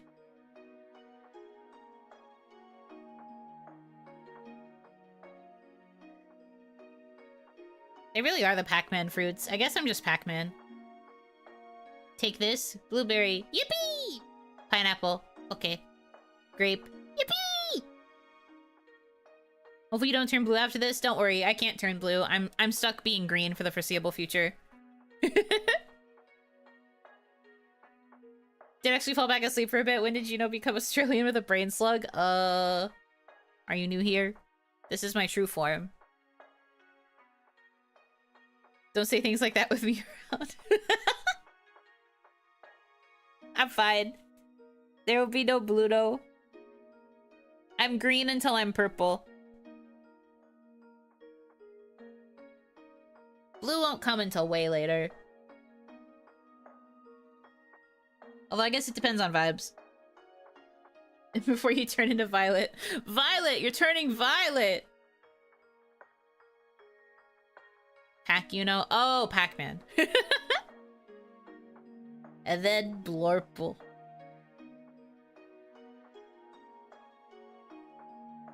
I do really think that cool colors probably suit the overall Yuno aesthetic a bit more than green. Green is a bit too neutral. Like, sometimes it can be a warm color, sometimes it can be a cool color. But I think that I am just a cool-toned individual. I guess besides pink. Pink is the one exception. But the idea of pink Yuno is still a bit strange. I like it, but it's still a bit strange. As long as you don't go plaid. I mean, I do like plaid, but I don't think I would go fully plaid. There's just certain aesthetics that I don't think suit the Yuno Hanaki brand. Pluno. Pluno would also have the skin blue too. I guess I'm the fucking avatar now. Whatever that alien race is called. I have hiccups, sorry. Plaid, you know, lumberjack, you know, you see the vision. I love me a flannel. Ceiling, you know. The Navi. Ah, yes, yes, yes. I thought you meant blue Aang. No. Not blue Aang.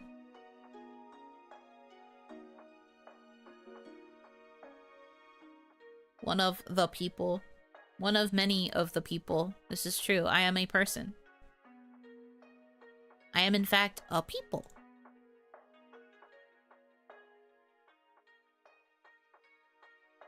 Scientists may disagree, but I am a people.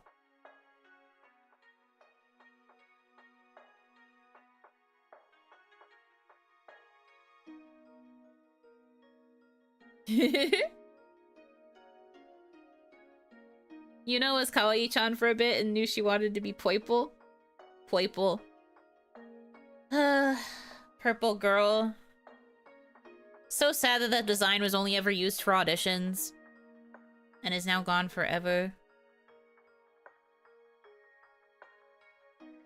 Just have something for the pack, you know, the Nabanachi or the ghost. I was gonna say, it is like the perfect setup. Because you guys are technically a form of ghost.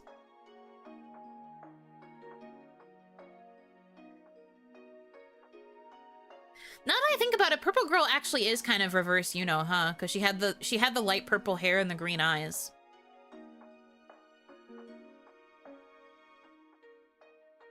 Huh. Interesting. Waka waka waka waka waka waka waka. I actually really love Pac-Man.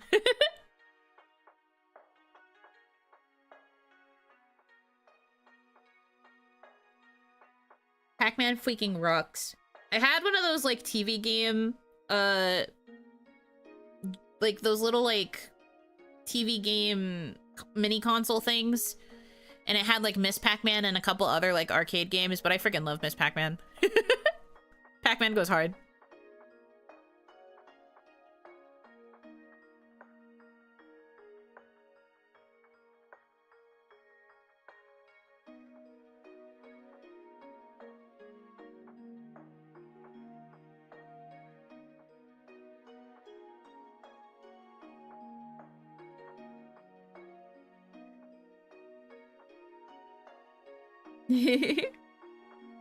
Pac-Man stream win? I guess I could. What about that Pac-Man horror game? I was actually meant to play that during Halloween, but then everything happened. The dots are supposed to be cookies. The power pellet is a power cookie. It's supposed to be cookies? I didn't know that. Would be your power pellet a good fanfic? Yeah, probably like a notebook. You could imply that it's either because there's a fanfic written in it or that I'm writing a fanfic in it. I miss Pac-Man 99. I had wanted to play it, but I didn't get around to trying it before they shut it down. So messed up. Localization changed it. To be fair, they didn't really look like cookies. They programmed in all those fruits. You'd think that they could have easily made all of the circles look like cookies. That sounds like a skill issue.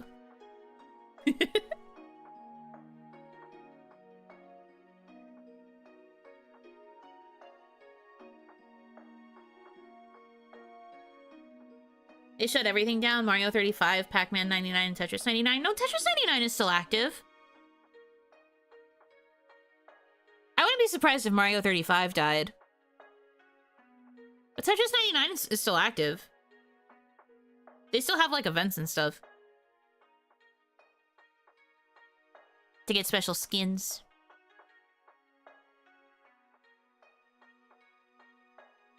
Pac-Man is a pizza, so clearly the dots are pepperonis. See, your brain is huge.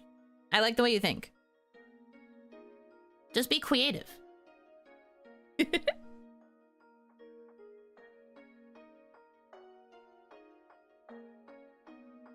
You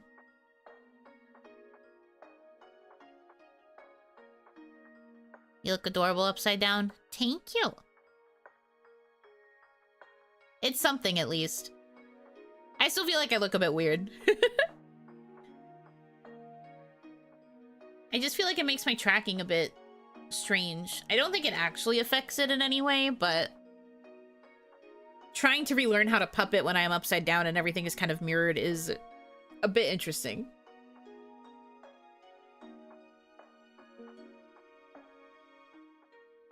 I can't tell the difference. I'm holding my phone upside down. Oh, Oni of the ceiling, what be your wisdom?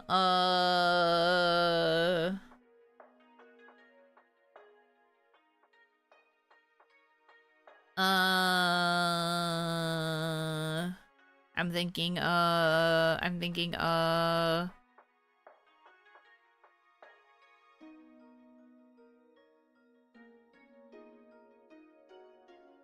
drink water, but not too much water. You don't want to get a bad review.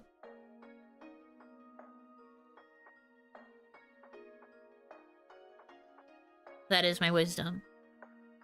You're welcome.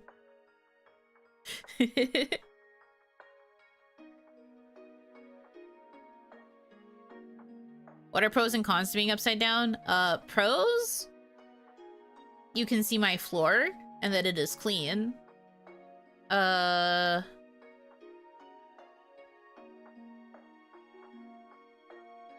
What's another pro? Blood rushing to my head, I guess. Some people do like that rush. It's like a rush of endorphins, adrenaline, that sort of like energy stuff. Brain chemicals go burr.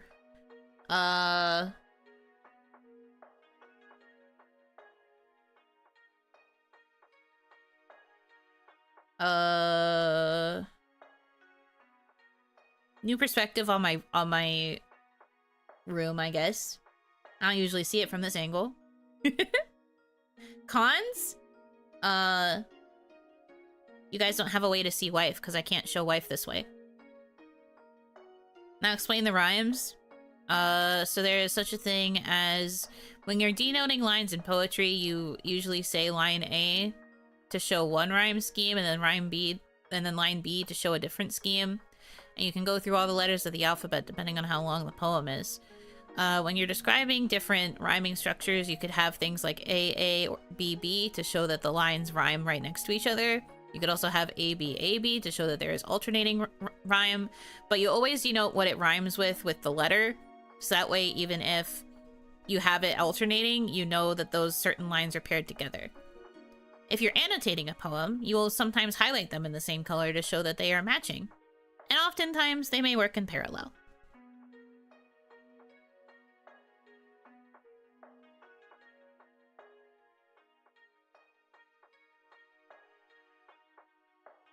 There's limericks like AABBA. Well, that is not a full limerick.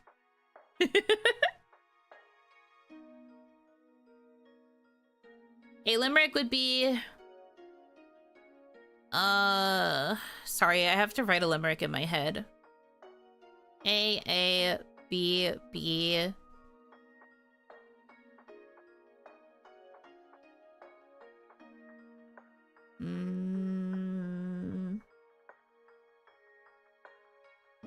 ABBA, Mamma Mia.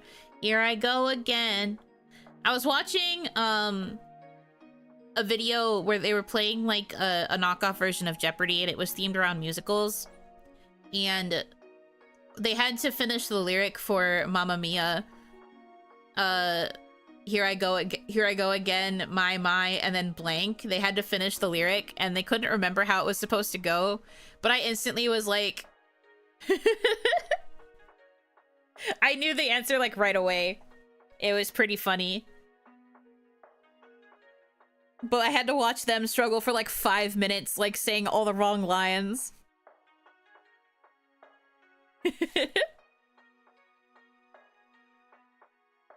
Isn't limerick AABBQ the last line is supposed to be off the wall? Limerick is AABBA, the last part rhymes with the first two. No.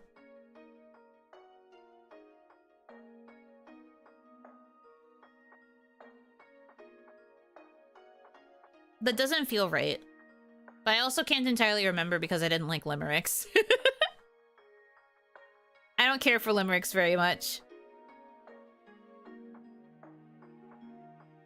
Haiku is ABC. Well, haiku doesn't have a rhyme scheme usually because the point is more so the syllable count.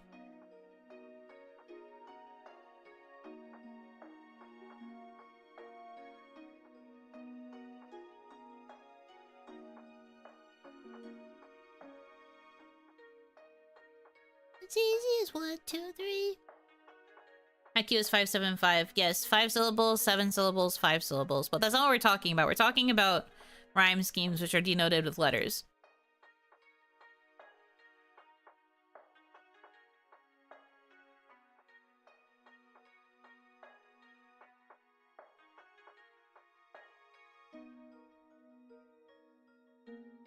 See the Avatar episode with Sokka. There are a lot of Avatar episodes that have Sokka in them. Anyways. We're switching back. Wife cameo. God, my legs look like sticks. Anyway.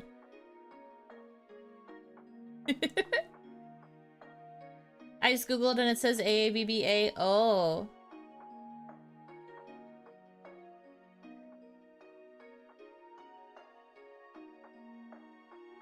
Arigato gozaimasu. I'm sure you guys can guess this. But wife is going to look different.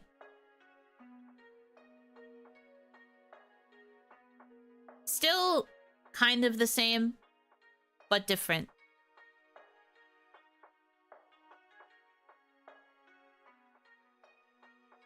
Different. It is changing, but it's not like an extreme change.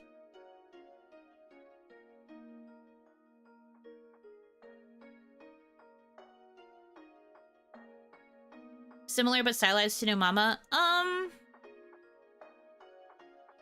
Honestly, wait. I have to look at wife again.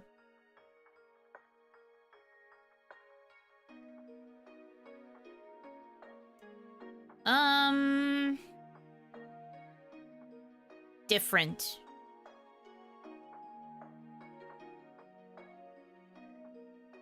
Well, I mean, it's hard to articulate it. Because my view of how wife is drawn on the new model is still a sketch.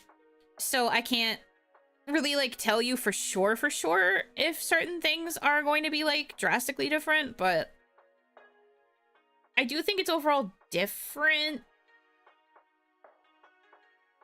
Mostly in proportion. Still the bellflower, but drawn different. Oh yeah, it is still a bellflower. You don't have to worry about that changing. Bellflowers are too rooted in my branding to change it away. So it will still be the bellflower. But it looks much different.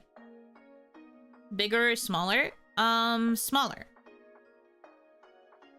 But that's because my overall proportions have kind of... sorry, I shouldn't spoil too much more than that. But she will be smaller. Rooted because it's a flower. Haha.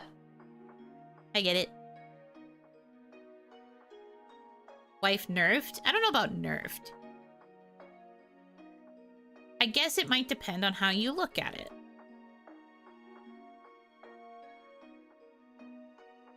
Different interpretation of the pattern by different artists, since a lot of artists can't copy designs one-to-one, or at least it's inefficient for them. I mean, I guess that's the best way to put it. Wife nerfed will just make the thigh look bigger. Wife is beautiful no matter how she changed. I agree. I think you will still like wife no matter what. But I think there's some, like, proportion adjustments that have happened with the redesign that necessitated it, I guess is the best way to put it. Anyways, I should probably end now. I need to go take a quick nap. Though my legs are sticks might have been a hint. No, that was also just a general observation. When I'm, like, small like this, I'm all leg. You can't deny that these are fucking sticks.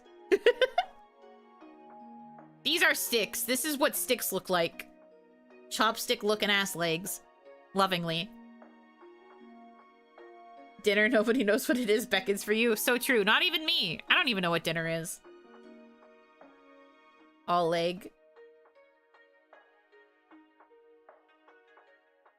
Not less wife, but more leg, which I think I can get behind. Like I said, I really do think it'll be good. I think you will still like it. It is different, but I think it's a very good different. 60% leg, 10% wife, 20% Buno, 10% five head. Yeah, that is the proportion. I'll trust in Yuno. Thank you. You should trust in my mama more so, because I really didn't give her much direction besides, like, a couple of things. She's the one who has managed to design me and make me look as good as I feel that I do now. So really, the person that you should be thanking is my mama. I can't wait to introduce you guys to her once I can finally do the debut.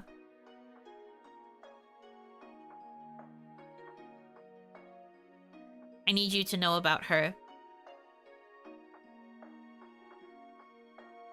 And love and support her, as I do. As long as the Kerbuno fits? I mean, I can resize Kerbuno to fit anything, really. So it would be possible.